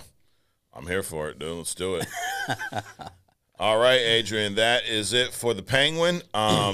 Next up is We Respond. Let's do it. I got a bunch of comments from TikTok, from YouTube, and, not that you asked, but since you asked, how do you get on We Respond? You just comment. You either say something really good that I like, or you say something really stupid that I don't. Both of those things can get you on We Respond. There you go. So we'll start off with something good, Adrian. We got JLC Comics on YouTube says, looking forward to Frank Castle. So you got this list of hidden gems, dude. So one that was suggested was Frank Castle Punisher. So I don't know who it is today. Actually, I had someone else say, can you not spoil the hidden gem in the intro? Because I cut a clip last week and put it. So I will not spoil it in the intro this week, I promise. But he says, thanks, guys. Speaking of Leo DiCaprio, would you like to see him in the MCU or DC universe? If so, who do you think he could play in each universe? It's a good question. Leonardo, I mean, dude, he has range. He could literally play anyone. I wouldn't like to see him as a superhero, though. I'd like to see him. You talk a lot about the human characters, the non-powered characters that play a big role. I'd like to see him play something like that. Yeah. Because he's an amazing actor, and I think he could bring a lot. I don't want to see him behind costume and all that shit. Right. I agree with that. Also, he's kind of, he's getting older. Girthing up. Yeah. Dude, so it's kind of hard to, maybe he can play the Russian dude, the Red Guardian. Oh, the Red Guardian. Dude, I could see him as he's getting older. He grow a mustache. My man could be a Jim Gordon, dude. Yeah, maybe I don't think that's crazy, but he's not big enough. Yeah, Jim's a big dude. Jim is tall and broad, which we've not seen a true body type. We've had some visuals that were great, like the Gary Oldman one. Yeah. I saw in the year one, which if you've not checked out, I dropped that video last week. The year one, it's like a 9-minute kind of highlight of that comic. I think after watching it, you're gonna want to read that comic again if you have already or for the first time. But anyways, in the year one animated movie, your boy from Breaking Bad, the guy who plays Walter White, Bryan Cranston, does Jim Gordon's voice. Okay. And it's phenomenal. Okay. And also, that's a guy who looks like freaking Jim Gordon. Yeah, he could definitely do Jim. Yeah, his body is smaller, sure. Yeah. But, well, I mean, he has the height. He does. So they can bulk him up. Because whenever I see Jim, he's like in some kind of coat or long sleeve shirt. So they can bulk him up a little bit, There you go. Well, so Leonardo DiCaprio, start eating more, and then you can play Jim Gordon too. Right. But I don't. No one stands out as, hey, I'd like to see him play this guy. I know back in the day there were rumors of him playing like Riddler or someone like that. But I'd like to see. Sebastian Shaw is one. That wouldn't be crazy. No, because Leo can lean into that villainous side, and Sebastian Shaw looks like a regular guy. Right. I would definitely be down with him joining one of the comic universes. Bring my man Leo over. Professor X. Oh shit, Shave, yeah. I bet he's down with shirt cocking it. I'm sure. I bet there's a lot of shirt cocking at Diddy's parties, dude. Or no shirt cocking. Yeah. Next up, my man Dr. Aquafresh. Dr. Aquafresh, dude. That's one hell of a name. I have no fucking idea. We should do a segment where you guys explain why you named yourself that. Right? But he says, can I get a hidden gem on Etrigan, the demon? Oh, yeah. Is that how do you say it? Yeah, Etrigan. Yeah. You've mentioned him before. Yep. But we've not had him on Hidden Gems, so you're going to add him to your list? Sure. He says, also, thanks for the entertaining content. It definitely helps pass the time delivering mail. Dude, Aquafresh out there delivering mail to people, dude. Wow. You're going to be busy pretty soon, bro. It's holiday season. That's it. I'm surprised, Adrian, in our intro, you normally talk about the seasons, and you're a big Christmas guy, and Halloween's over. You didn't even bring that up.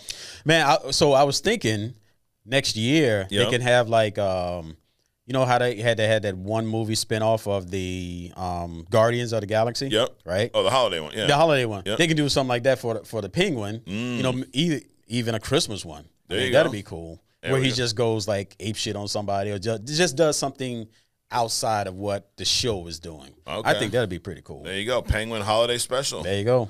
Love it.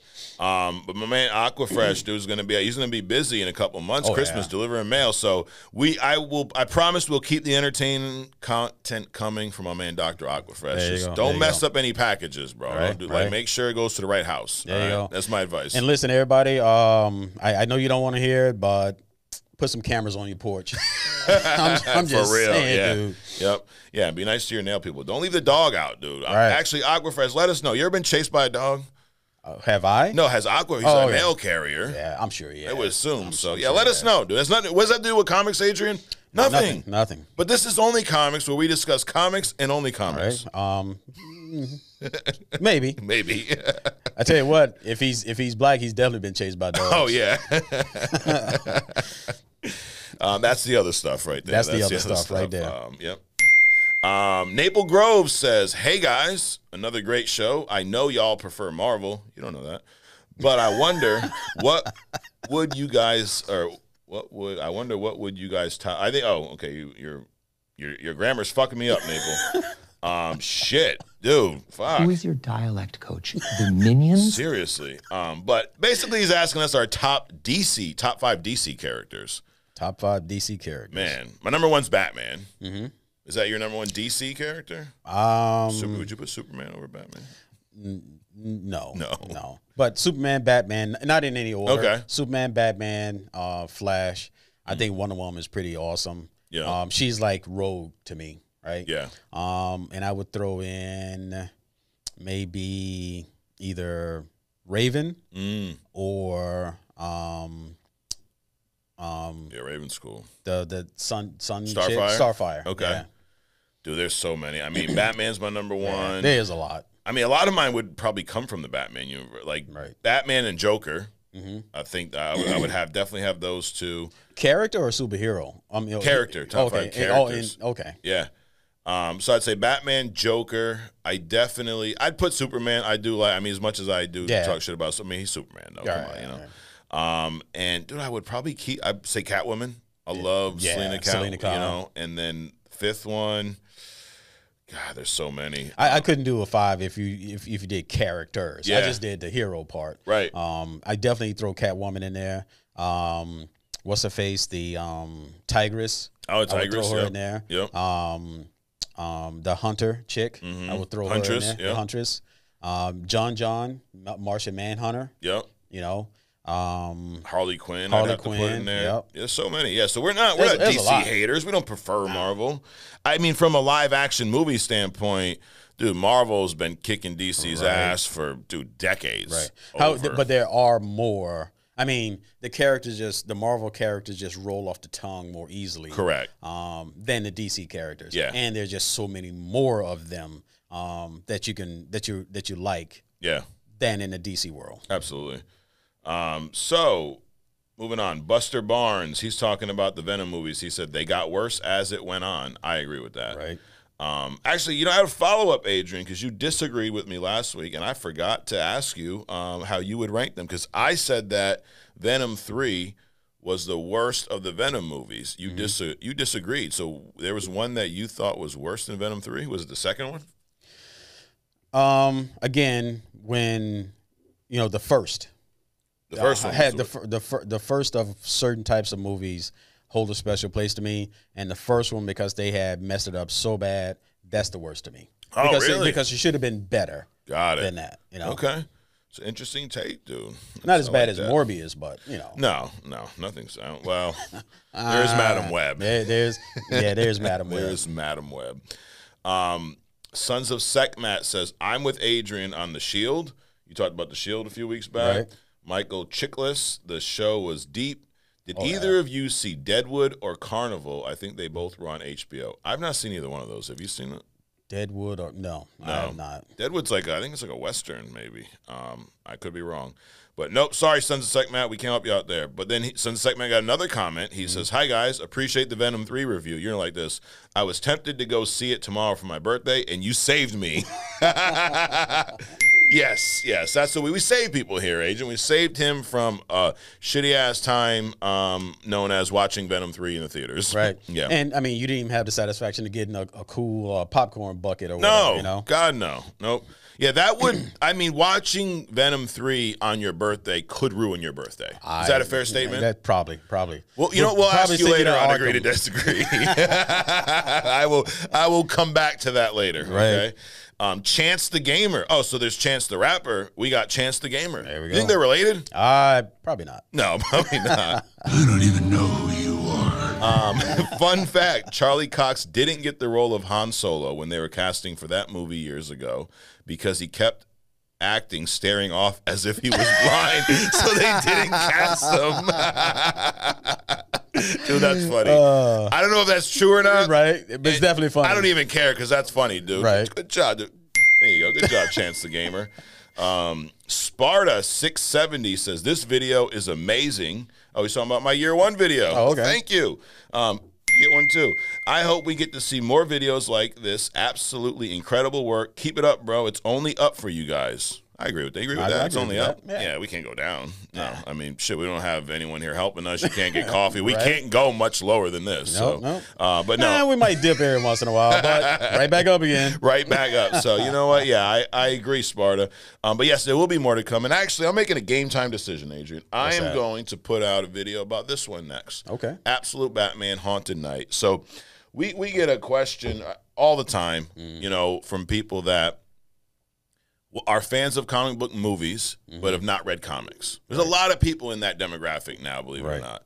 And the question always is, how do I start? What should I start with? Because from the outside looking in, there's so many comics, it almost is intimidating, right? Like but would you agree that there really isn't a bad spot to start? Like, you could almost pick up any comic, right? Almost. I wouldn't. Yeah, I would almost not pick up a comic. You can pick up you can pick up a Secret Invasion level of comic. Right. You know? Yeah. But there are let's put it this way, there are many different spots where you could start. Absolutely. And that's kind of what I'm going to start doing on these YouTube videos. Outside of this, like I did the year one, I'm going to give you potential starting points and kind of where to go. So year one, I think is a great starting. I also think Haunted Night's a great starting point. So we'll talk about that on there. So, but thanks, Sparta. Dude, you're gonna need a mirror room. Yo, you gonna split yourself or something? Yes, that is exactly what I'm going to do. NG Stuntman. I think his name also is Toolman Taylor, I think. My man Toolman. He's always commenting on our stuff. So shout out to Toolman. He says, candy corn made Michael Myers snap in Halloween. That's serial killer candy. Yes. Good job. I agree. I knew something was up. I told you something was up with candy corn. Hey. I told you that a year ago. See? Okay. We used to make put them in our overall teeth like vampire teeth and shit. Dude, no lie, I've eaten candy corn like 2 or 3 times in my life. Right. And every time I ate like one little piece, I vomited. Right. Wow. Like some Exorcist type shit, you know? But anyways, yeah, it's a little TMI for everyone. Jonathan Nigel on TikTok says, the Venom franchise needs better writers. Yeah, shit. At this point, let's just don't make any more Venom movies. But I mean, I picked this comment because that is the issue with the movies. The writing sucks. Right. Like, it's not the character. No. Yeah, it's the writing. Right. You know? It's, even though Tom Hardy's Eddie Brock is not my favorite portrayal. It is far from like what I'm used to. If the story, I could tolerate it if the story was better. Right. Because the Venom, it looks amazing on screen. Yeah. Like the CGI, the way how big he is, the teeth, the face, it looks fucking awesome. Right. But then the story is just absolute dog shit. Right. Like the old white dried up dog shit that's been in the out in the field for months. It's one of those. Oh. Yep. So yeah, I agree, Jonathan. Dr. Barber says it's rare, but I agree. No one cares. It's almost like, I finally agree with you guys. Like, okay, it's all right, but you're finally right, dude. You finally came to your senses. All right. He's gonna hate you next week. Read the room. Yeah. Oh God, this Alulad Sadan. I probably butchered that. He says, hard to watch as always, old heads. Hey, then why the fuck you watching us? Nope. All right, Iffy_SA says, hey, Mike and Adrian, always loving ending my Monday with the new episode. That's a good way to end your Monday, right? Sure.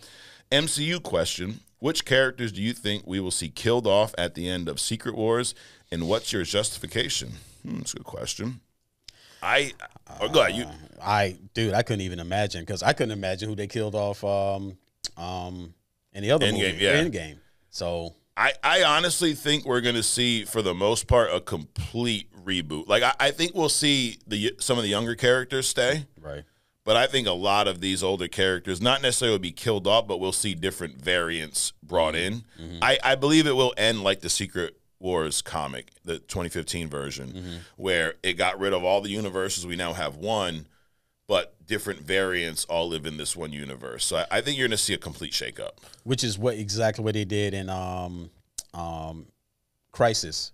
The DC. The DC one. Yeah. Yep. Okay. When they realized their multiverse was a shit show back in the 80s, they did that. Yeah. I thought it was cool, though, that they brought up the old 70s cartoon, Justice League. Yeah. How they went through the different worlds. I mean, got destroyed, but it was cool that they brought in all these different versions. Yeah. In fact, the Batman Year One comic was written right after Crisis on Infinite Earths, because they wanted to reestablish the origins for their main characters, Superman, Batman. So that's one of the reasons we even got Year One in the first place. A little fun fact for you. There you go. The John Effect says, love this show. Yeah, we love this show too. And good. He's a good judge of shows. Put it that way. Pepper.kite says, I don't care about comics or comic movies, but I really like you guys, so I watch anyways. Dude, we need more people like Pepper Kite in this world, Adrian. I'm assuming Pepper is a she, maybe? I don't know. Pepper Kite, who knows?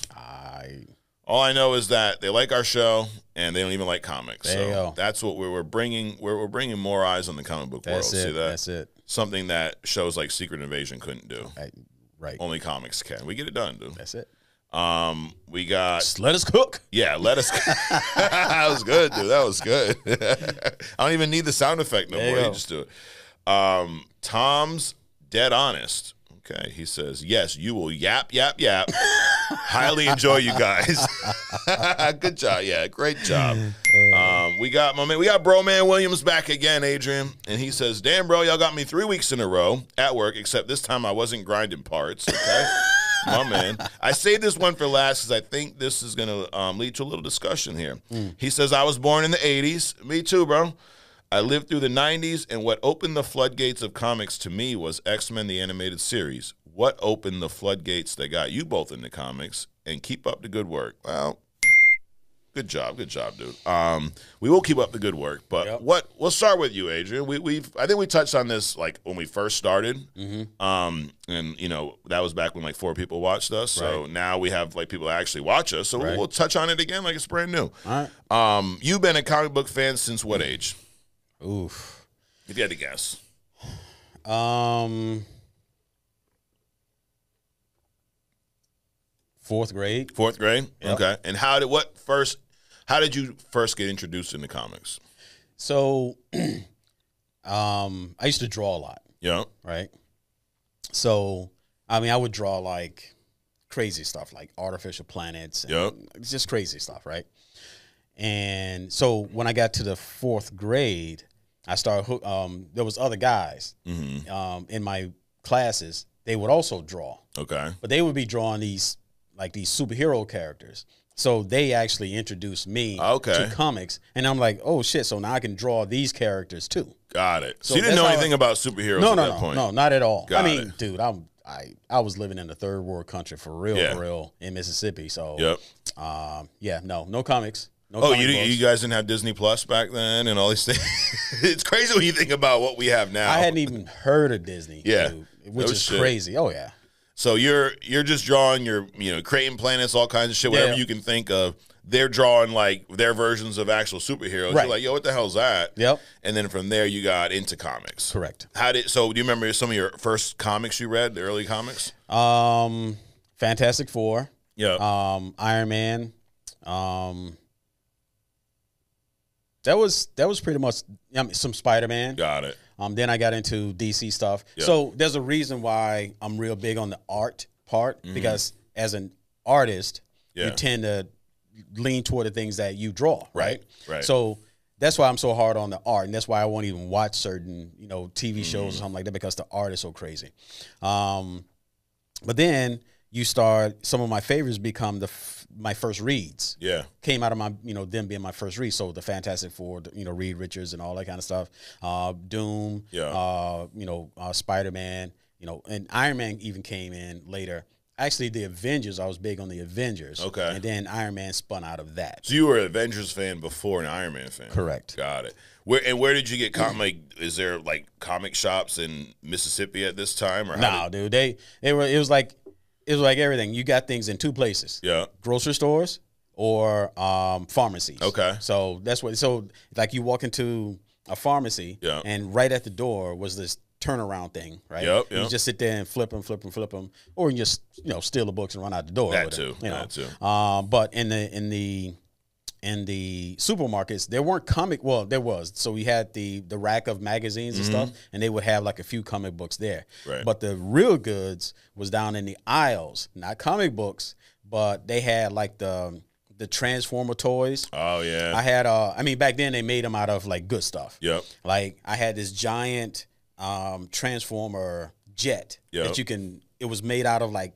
aluminum or something. Okay. And you can actually transform this thing into a robot. Oh, shit. So, back in the day, but now everything's plastic. Yep.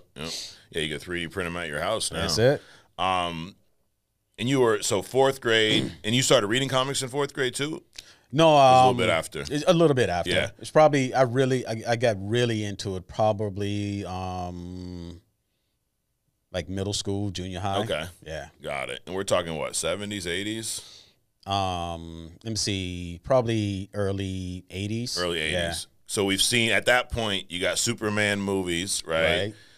It was prior to the Tim Burton stuff. So really the only good superhero movie at that time was that Superman, right?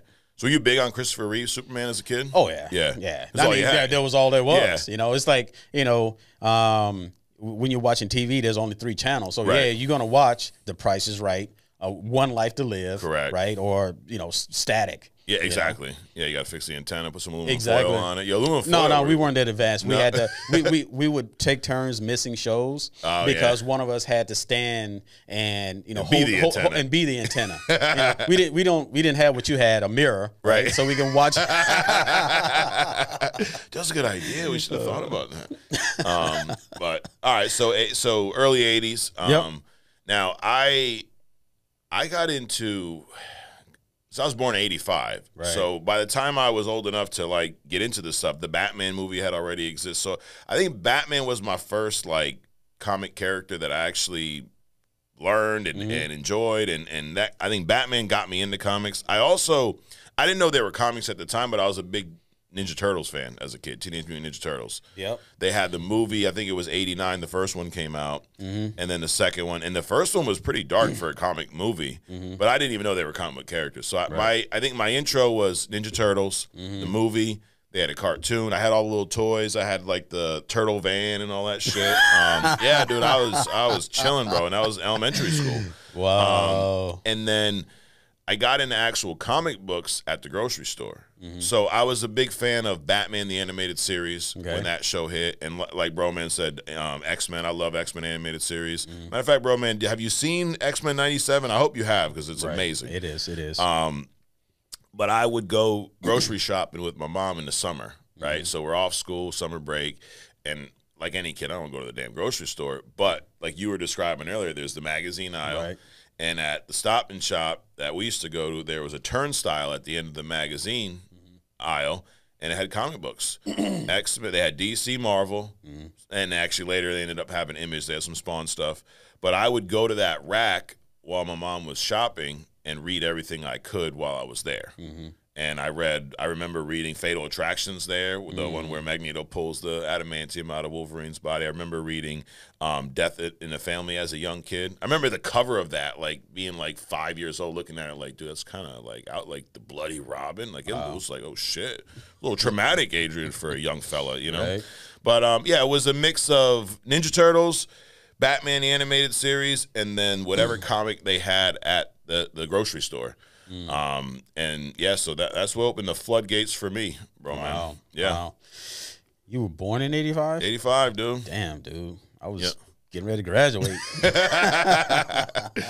Yeah, it happens, dude. What are you gonna do? Whatever. And now this is not Broman's question, but I want to add a little bit to it. Like, one of the reasons why, you know, we talk a lot of shit on this show. We joke, we have fun. But one of the reasons why I do this every week is I am passionate about comics. I love comics.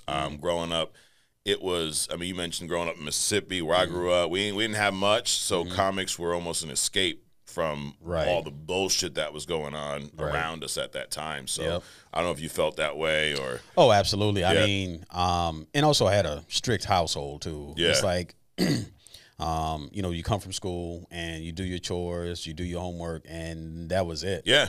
At some point, you know, my mom started feeling sorry for me and it's like, go play sports or do something outside of the house. You start doing that. Now you're out of the house too much. So you know, your room becomes your entire world, right? Just like your little man cave before it was a man cave. Right. And then you have to bring in your entertainment. Yeah. So no TV except for on the weekend, right? Yep. Then I'm watching Roadrunner, you know, Tom and Jerry, Popeye, that kind of stuff. And then so it's drawing and it's reading comics, or I mean I read a lot, like not just comics but just books. I mean books and books and books and books and books and books. I was heavy into mythology, you know, Greek, Norse, all that stuff. So you know, like Odin, Thor, Loki. You know, I read them through mythology first before I even found them in comics. Yeah, no shit. So. Yeah, but yeah, I've always it's always been that escape. Whether it's the comic, whether it's watching it, it's like you can kind of leave, you almost mentally leave where you are, and you're in that world. Right. And yeah, so it's always been a part of my life in some way, shape, or form. Right. Also, before that, there was the old movies that they made, like Clash of the Titans. I still can watch that today. I mean, the visuals was great. Yeah. What else? There's Clash of the Titans. Aladdin, you know, all those like the cinematography from like the 20s and 30s up through the 50s. Yeah, that stuff was better than the cinematography in the 80s, dude. I don't know. I can look at something from the 80s and I gotta, you know, put on glasses. You look at some cinematography from like the 1930s, those movies, and it's crisp, it's vibrant. It's like it has this filter on it that just makes it pop. Yeah, and so. I mean, I think it rivals a lot of stuff even today. I mean, they get into like 4K. I mean, why do you need 4K, dude? I mean, you sitting watching the sweat come out of each individual pore on somebody's face. Need to see it. But hey, great questions, great comments. Keep them coming. Broman, you're on there 4 weeks in a row. Broman's like the new God mode, dude. Right? Where is God mode, though? I don't know. I mean, no one. If anyone's seen God mode, let us know, dude. Right? Bring him back. He's off doing godly things. He is. Yeah. He's helping someone out. I mean, he does some good questions every week, man. Broman's the new God mode, dude. I think so. But no, I appreciate all the interactions, the good, the bad. Y'all talk shit. You hate us. I love the ones that like y'all are hard to watch as you're watching and commenting. Like, right. Bro, you know what it is? It's like, you know, like some adults are embarrassed to admit they watch comic book stuff because I think that's my man's problem. He's just embarrassed. It's okay, dude. It's all right. If I wasn't us, Adrian, I'd like us too. Right? Is that a fair statement? That's a confusing statement, but sure. If you weren't on this show, you'd watch this show. Absolutely, right? absolutely. Or if there were two of you, you'd watch this show. We just sit and watch each other. Yeah. Well, dude, I can see your pores in 4K. All right, well, that wraps up We Respond. Now, Adrian, the moment that we've all been waiting for here, Hidden Gem. We haven't spoiled it. I haven't even tried to guess yet. Well, this is another request. Okay.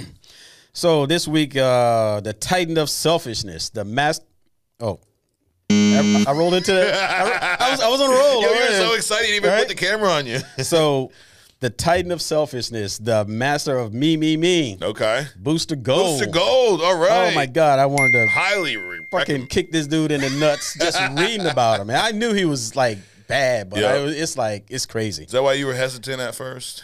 Well, yeah.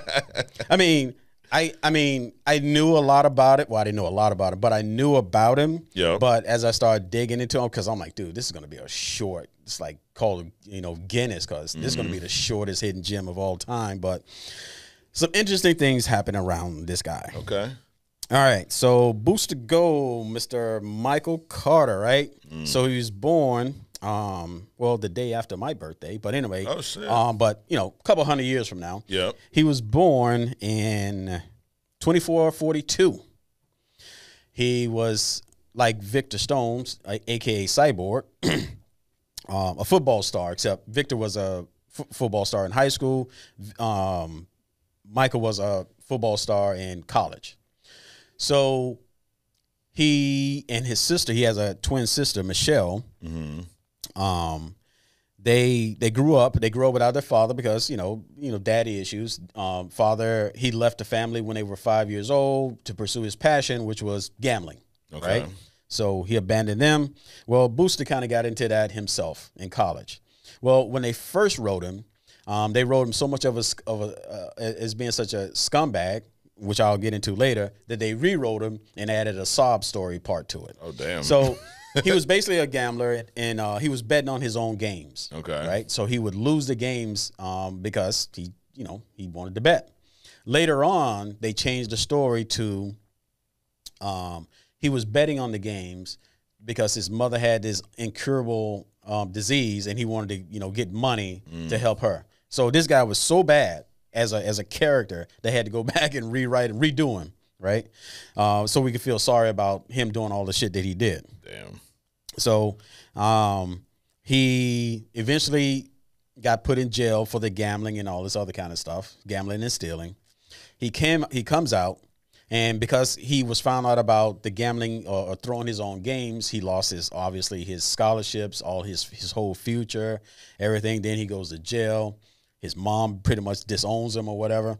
So when he gets out, the only thing he can get a job as is a security guard, all right, in a museum. And it just happens to be a museum in, by the way, he was born in the future version of Gotham. Okay. So, and that's why I say Gotham is like Chicago. Yeah. And Metropolis is New York. So he gets this job because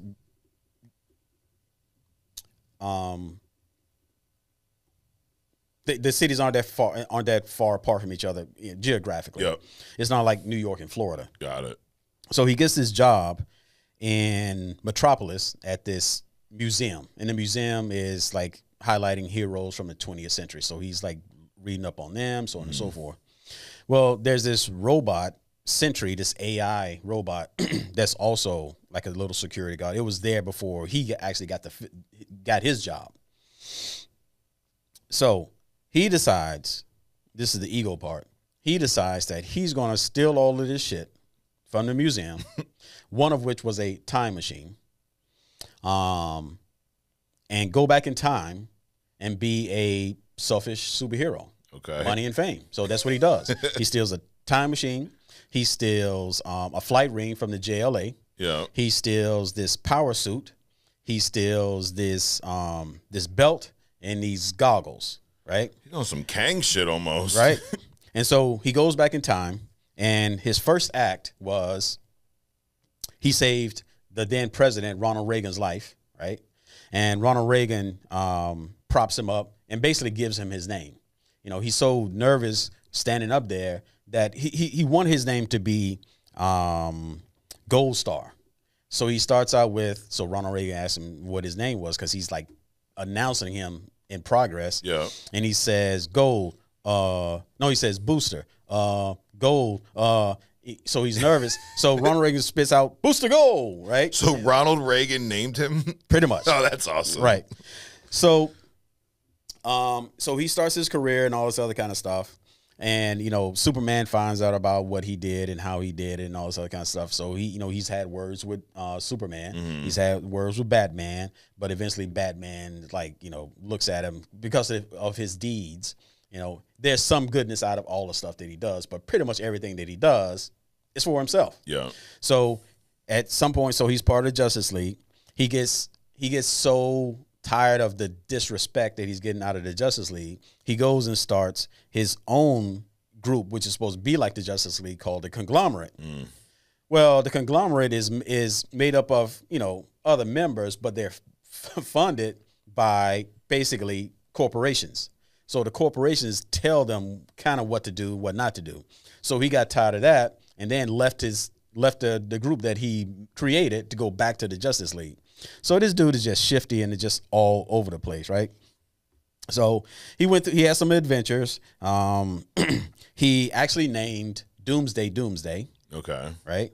So I almost spit that out earlier when we was talking about Doomsday. During that fight, well, before that, he lost the suit when he fought Doomsday. Then Cord, which is the guy that built the time machine, built him another suit. Then he fought Overmaster. He lost a suit and an arm. Cord then again built him another suit and an artificial arm. Well, he got the arm in various places, including I think his aim and some other places. But Cord essentially built him a cybernetic arm for him inside the suit. Then he fought who was it? Monarch. No, not the Monarch. Monarch actually did something else for him. He fought some other guy. Right. Then he lost the suit again. And then later on, Monarch restored his health and his arm and built him a new suit. So he's had different versions of this suit. Yeah. And actually, he's probably had different versions of everything except for the flight ring. So he's lost the goggles. He lost the belt. He lost the suit. He lost an arm.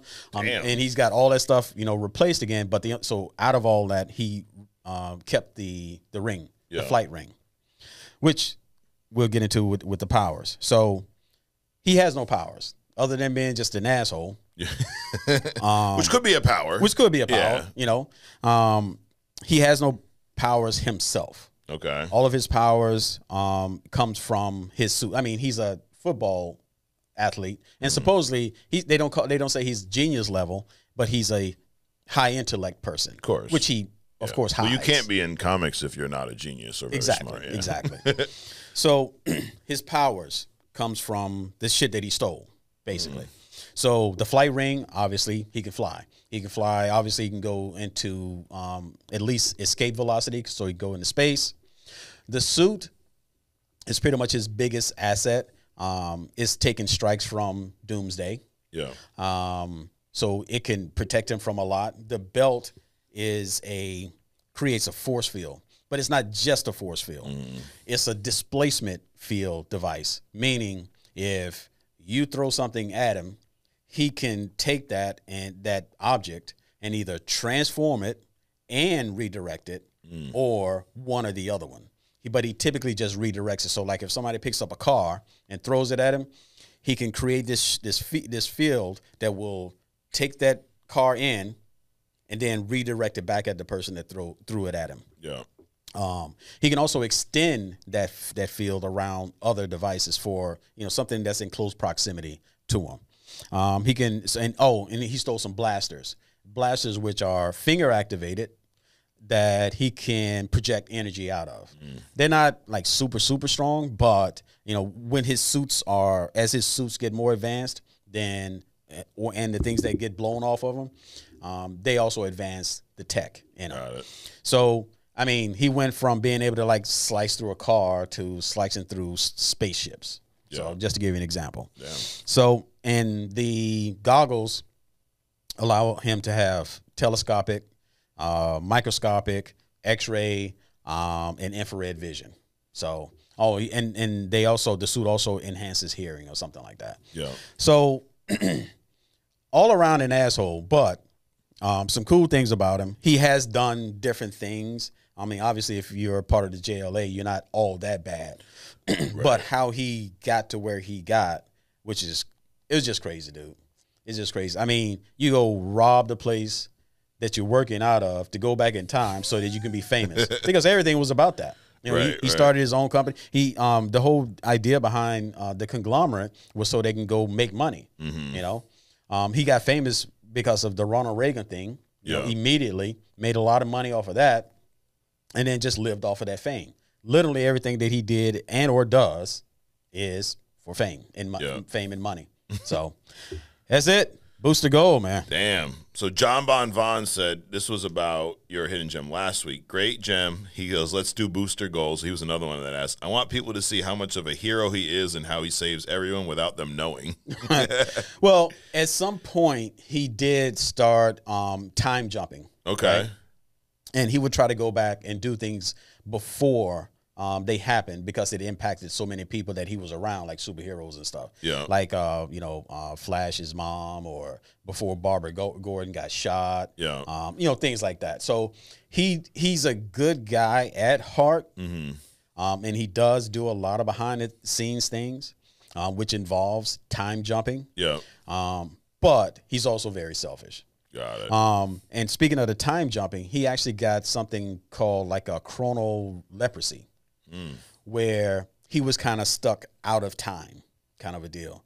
And it started affecting him and all that kind of stuff. And Monarch, the person, when he healed his arm, he also healed that in him as well. Yeah. Damn. So, interesting character. He's just kind of, I mean, I guess if you're going to have, you got all these superheroes, right? You got to have somebody that's kind of like this. Right. And he does it exceptionally. Yeah. Right.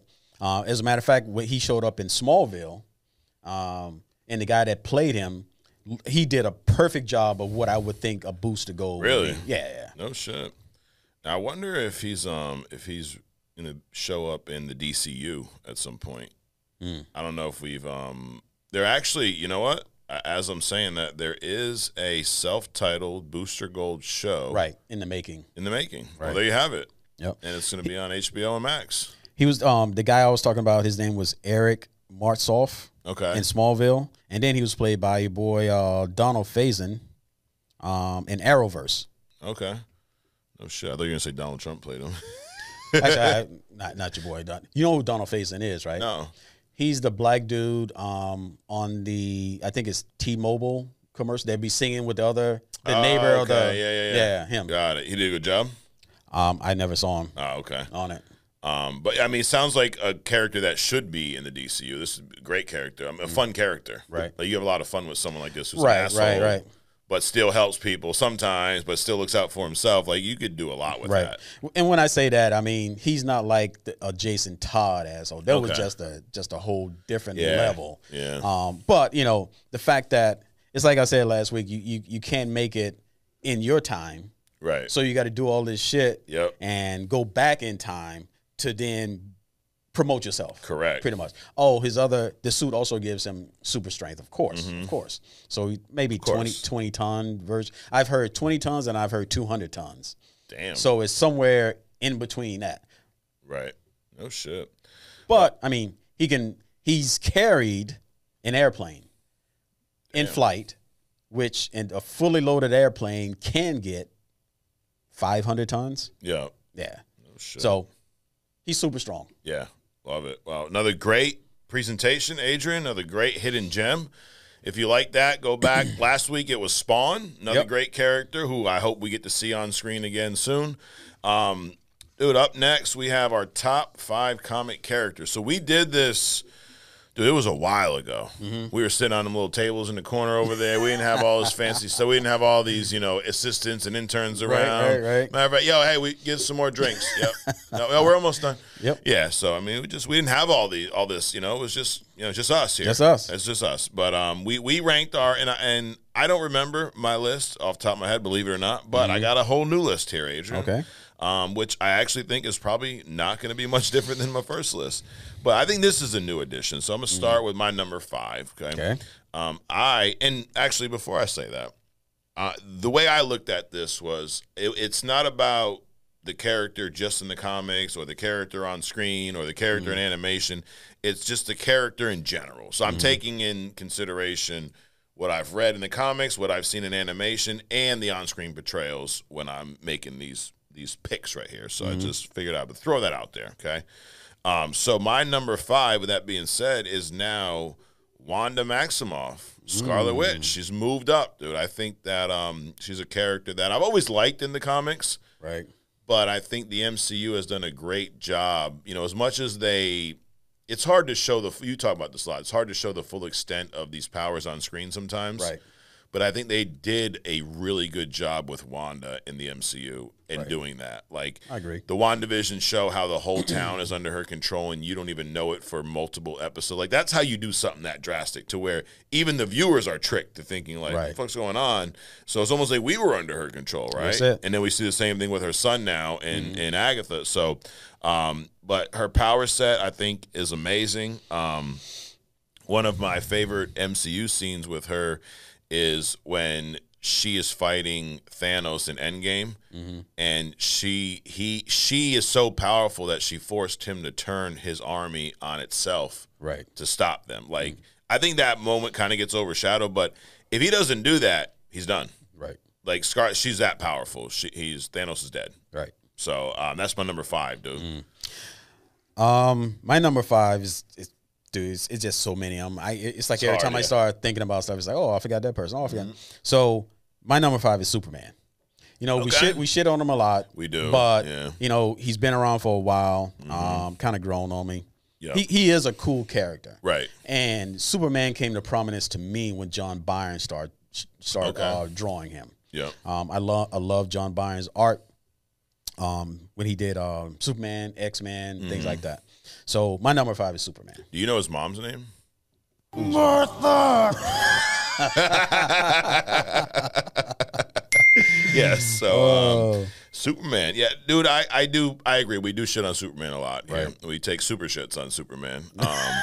But sometimes he does deserve it, though. Sometimes it's just like he's just that Boy Scout dude. He's too perfect that time. Yeah. But I agree. He is an awesome character. Yep. And his power set's just insane. Right. My number 4, though, is not Superman. My number 4 is actually behind you on the wall over there, Adrian. It's your boy Spider-Man. Okay. Now, this is where I struggled, though. Is it the Peter Parker or the Miles, or do you look at them as one and the same? I look at them one and the same. Yeah. It's the character, yes, not which version of the character. And that's what I'm looking, because I'm like, part of me, if I'm judging it off of the Spider-Verse movies, I'm Miles. Right. The Miles is awesome. Right. But we've seen some great versions of Peter Parker in the comics. So yes, the overall character Spider-Man is my number 4. Right. What I love about Spider-Man, this is what attracted me to that character as a kid. I remember reading those comics in that grocery store, and some of them were the early Spider-Man comics, and seeing all the shit, how unlucky he was. Right. It's very relatable when you're a kid going through school, because you feel that way, even though it's like it's not, but you feel like everything's against you. You feel like you drop your book, you spill it. It's like, God, this sucks. And to see a character go through that, but also have these amazing powers on the other side, it was very relatable. Yeah, I think that's why he's the number 1, number 2 character in the world. Yep. Because of that relatability. Right. Absolutely. Well, who's your number 4? My number 4 is the Flash, Barry Allen Flash. And what pulled him out more for me was when I did the hidden gem on him. Dude, if you can sleep while you're running at the speed of light, you bad. Yeah, it's intense. Dude. So, so that's my number 4. I thought it was because you loved Ezra Miller's portrayal of the character so much. Nope. I couldn't get past the hips, man. You moving and your hips are doing all this stuff. It's like, come on, man. My number three is actually right behind me. My boy Eric Lenscher, Magneto himself. Okay. Magneto is one of the most badass characters. Yeah, he is. And he is one that, I give some of these, I talk shit sometimes when they take a villain and try to make him the hero. Right. But Magneto is one of those characters that has walked that line. Right. And it kind of depends on what era Magneto you're looking at, and depends on what side, who you're asking. Right. It's like when, remember one of the Captain America movies? No, I think it was Age of Ultron, when someone was saying something to Cap about the people using like the super serum or some shit like that. Or no, they were talking about actually the twins, Maximoff twins. Like, I can't believe they'd let the government experiment on them like that. And then he flipped it. He's like, yeah, it's crazy, right? To let the government experiment on you to help your own country. Like, perspective, like in their minds, they're right because they're on the other side of it. And I think that you see that with Magneto too. Like, depending on, like, if you're a mutant, Magneto's not necessarily a villain. Right. He's a lot more extreme than Xavier. Xavier is about, coexistence. Magneto's about, like, dude, they're never going to let us live, so let's just wipe them out. Right. Let's just take over. Let's just exert our force and be in control so that we're not oppressed anymore. And Xavier's like, well, let's just, coexist as much as they let us. Right. And I see Magneto. Now, he's drastic in what he does a lot of times. But I can it resonates with me, I guess. And his power set is freaking phenomenal. Right. Dude, anyone that can go up, out in the atmosphere in their fucking tighty whities and wreck the entire magnetic field on Earth, that's a badass motherfucker, dude. Right. I mean, in the tighty whities, dude. I'm trying to wipe that out of my mind. You didn't have to get dressed, Adrian. You got your boy. They're up to some shit though. They're probably at Diddy parties because you got your boy shirt cocking it. You got him flying around in the tighties. Right. And then they doing this mind meld where they like almost that whole bromance thing, like taken to the next level. Yep. I don't know, dude. They probably watched Agatha and now they're turning gay. So I wonder if the guy who wrote it he had a lot of he obviously wrote it, right? Yeah. So all those things on his OnlyFans site or whatever. I wonder if there's a lot of that on his OnlyFans site. Maybe. I don't know. Well, I don't know. Who cares? No. I don't even know who you are. So that's my number 3 is Magneto, dude. What you got number 3? Interestingly, my number 3 is his hookup. Okay. Rogue. Yep. All right. Yep. She's definitely impressed me in X-Men 97. This is new for your list. It's new for me. Yeah. She's definitely new on my list. Yeah. But she just impressed me. And I mean, she just, again, she's like the Marvel version of Wonder Woman. Yeah. And Wonder Woman is just a badass. Right. Matter of fact, I would put them both as a 3. I like to see them fight. Oh yeah, that'd be something. I think Rogue would get her, dude. No. We'll save that. We'll save that for a little bit, Adrian. I think she will. But yeah, Rogue is. And if we did like a top 10, Rogue would be on there. I've always loved Rogue. Actually, I shouldn't say always. The X-Men, the animated series, made me love that character. Right. And it's funny because the 97, you weren't big into the animated series, but 97, you loved, and it kind of did the same for you because she's badass, too. Yeah, she is. And I like her origin too, like her tie to Mystique. She's like an orphan. Mystique took her in. She's kind of motherly, and I think even she really was her mother. And that's also one that we have not seen done justice on screen yet. And I really hope that when they do the whole mutants in the MCU, I hope Rogue is a character they feature, and I hope they cast this right. It's got to be someone with presence. Yeah. Can I be Anna Paquin? No, God, no. And that's the thing, like, she's a great actress. Right. It's just that it's not her fault. They casted the wrong person for that role. Correct. But yeah, Rogue's awesome, dude. So that's your number 3. Yep. My number 2 is your boy right over there, dude, right in the wide shot, your boy Logan, Wolverine. Okay. There he is. That's my number 2, bro. Wolverine. I'm a big Wolverine fan. Have been. I mean, as a kid, he's always the coolest X-Men. Right, you know, right. the claws, the anger, the savagery, and also Wolverine. He's he's a lover too. You know, he's a lover and a fighter. Apparently, lover of Scott's wife. He definitely, of other people, he should probably find his own wife instead of trying to love everyone else's. Yep. You know, Logan. But anyway, that's my number 2, bro. What you got? Actually, I wrote Wolverine, then I crossed it out, but I think this person is equally bad, and since everybody's trying to forget him, I'm going to keep bringing his name up. Okay. Black Panther. Oh, man. And, he's my number 2 for a lot of reasons.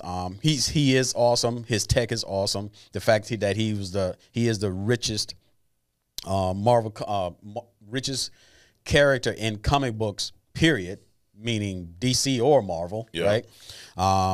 And I mean, I also had Cap somewhere on the list, but I took him out because Black Panther, just for reference, will beat Cap's ass. Yep. So, Black Panther, number 2. Nice, that's a good one. He's one, too, that I'm like, I want to throw him on, too, but there's just so many characters to choose from. But, yeah, Black Panther's great. And actually, what's funny is you had told me about Black Panther years ago when we first found out that we both were into comics. Right. You know, and it was right around the time the movie was coming out. Right. And that was one of the things you said. You're like, dude, he is as impressive, if not more, than Cap. Right. Oh, yeah. And I was like, I had no idea. Like, I'd seen him in comics, but always side, like, you know, he's in this big event, and I never did a deep dive into his comics, but no, he's an awesome character. Yep. And why I will say this every fucking show, they need to recast T'Challa. Yeah, absolutely. Yep, they should have. Matter of fact, perfect time with this reboot. Oh yeah. Bring hey, I'm cool. You know, I will concede, okay? This is what I will allow since we're now in charge of the Marvel universe. Reboot with Secret Wars.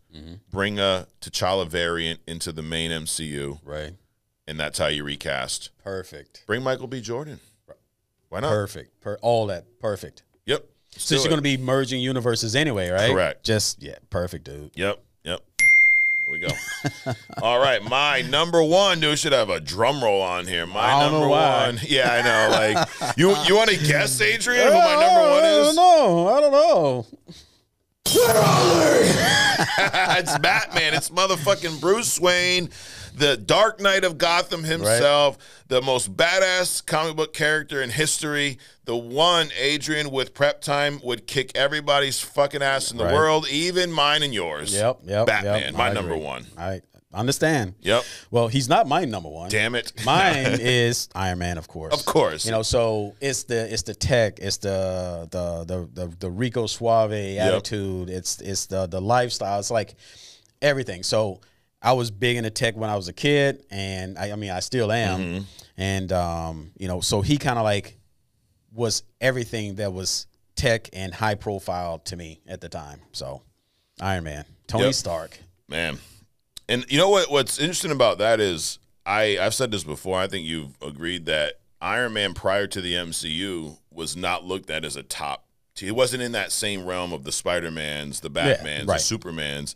And then the MCU, they're just the character arc, and then Robert Downey Jr.'s portrayal elevated that character to be on pretty much a Spider-Man type level. Correct. Like, I think now he's looked at as a top-tier character. Oh, yeah, absolutely. And he wasn't prior to that. Absolutely. And to be honest, I think if RDJ didn't play Tony Stark, he still wouldn't be. He would probably be like a character, but he wouldn't be at the level that he is now. Correct. So that was like a perfect matchup. Yeah. You know, an actor to a comic book character. Yep. And I think all it really did was just shine more light on because it is a cool character. For whatever reason, though, he just was never looked at as like, you know, the Spider. Even the Captain America would kind of take precedence in some of the Avengers thing. But he is, it's a great character arc. One of my favorite stories, it's an older one. It features Namor, is the Demon in the Bottle story. Right. Where he's the alcoholic and, you know, and this is in the comics. For a long time, it's not known that Tony Stark is Iron Man. Iron Man is looked at as like an associate of his, like they kind of an employee. Yeah, Yep, like they never really until years later. So it's cool that you know, him having that secret identity, which is very different in the MCU. But that was a great story. Yeah. I'm sure you probably read that back in the day. It was an older one too. Yeah, definitely older. Yeah, the artwork, I struggled with it because it was like colored with crayons and shit. But you know, I'm younger age. You know, on the newspaper. Yeah, the newspaper and fucking crayons. Right. But anyways, but yeah, dude, great list, Adrian. Yep. You know, it's maybe like once a year we regrowth because my big change I think was Scarlet Witch. I think the rest of them were pretty much the same for me. I think so. I even think last time you had either Batman or Wolverine. I think you had Batman on yours. I think like so, maybe 3 or 4 or something. Yeah, but you know, I knew you was gonna be it. Yeah, and there would have been a whole episode. Yep. You know, why is he your number 3? But he's my number 1, and and that's also one of the reasons I left Rogue off, is I was pretty certain when you said you were going to have some changes, she was going to be on yours. But yeah, I mean, we talked some honorable mentions, like Cap. I think is for me, the MCU made me like the Captain America character a lot more. Oh, absolutely. Like Steve Rogers, Chris Evans' portrayal was great, and just his character arc was great. So he's definitely honorable mention for me. You mentioned T'Challa, he's another one. Gambit was one that I almost slid on there. I think I had him on in the past. I mean, he's a great character. What else? Any other honorable mentions for you, dude? There's so many. Cap, Hulk, yeah. The Guardian from Alpha Flight. Yep. Wolverine, Havoc, which is Scott's brother, even Cyclops. Yeah, Cyclops is cool, yeah. And actually I gained more respect of Cyclops after watching X-Men 97 too. Namor, Wonder Woman, dude, it's a lot. There's so many. It's a lot. I thought about throwing Joker on. I mean, villain, you know, but we were talking both. I mean, then you got to get into Catwoman, Selena Kyle. It's just so much. There's so many, dude. I mean, Red Hood. I think Red Hood's a cool. Like as much as much of an asshole Jason Todd is, that's how cool Red Hood is in my opinion. The asshole meter and the cool meter right there. You know. But then you got to add Damien. Yep. Damien. Oh man. Him. Who else? The Terminator. Yep. Deadshot. I mean, it's just a lot of people. Cool. The Goblin. Yep. Deathstroke's badass. Kingpin. Yep. I mean, that's another one with the Netflix show. Daredevil. He was one too that was close for me to throw on Daredevil. But yeah, there's so many, dude, so many. So there's our top 5 as of today. So hey, let us know your top 5. How about we'll read a few of the best lists next week. So drop your top 5s in the comments. Next up, Adrian, this is where we educate the world. Okay, this is also where we wrap this thing up. It's that time. Can you believe it? It's like we just got here, you know. But it's that time again. We're at to say goodbye to all of our friends for this week. But it's okay. So we'll be back next week. That's right. Don't get upset. We'll be back next week. But what we're gonna do first is a little round of agree to disagree. All right. Okay. This is where we show all y'all how to be fucking adults. Okay. Because we are not gonna agree on everything. No one's gonna get upset. Not going to talk about each other online. Matter of fact, we're just going to pack up our shit and go home when we're done. And we'll come back next week and do it all over again. So, you ready? Let's do it. I'm gonna throw out some of my opinions. Some of these I came up with today. Some of these are rehashes from the past to just level set to make sure Adrian hasn't changed his stance on things like, Battinson being the best live-action Batman of all time. Maybe one day you will turn the page, but probably not. I'm going to make a prediction it's not going to happen. So, anyways, are you ready? Let's do it. All right, number 1. The first Venom movie is the best of the 3. Yes. Yes? Okay.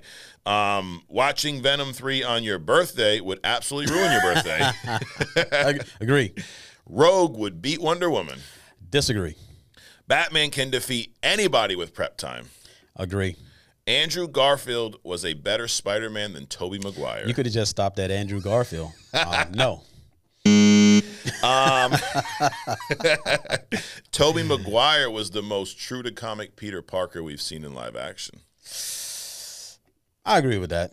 Even though I do like Tom Holland better. It was I love Tom Holland's portrayal, but yes, I feel like Maguire just nailed that nerd, that unluckiness, that teenager, that just everything went wrong. Next up, casting Robert Downey Jr. as Doom was not lazy. It was genius. I agree. Michael J. White should play Spawn again. I agree. And everybody watching this, stop what they're doing and go subscribe to the YouTube channel right now. Agree. Not that that's really an opinion, but it's like it's a demand. It's an order. Well, I mean, it should be just a no. Exactly. Yeah, go do it right now. What the fuck are y'all doing? Like, what are you waiting for? But Adrian, another great week here on Only Comics. We got next week, we'll be talking about the Penguin, the next episode, Top Hat. So looking forward to that. And who knows what else, you know? We'll surprise everybody next week. Right. I do know in a few weeks we have the Kraven the Hunter movie coming out. Yeah, so I'm looking forward to that. So we'll definitely be doing a deep dive on that. Speaking of deep dives, if you haven't already, go check out this year one video.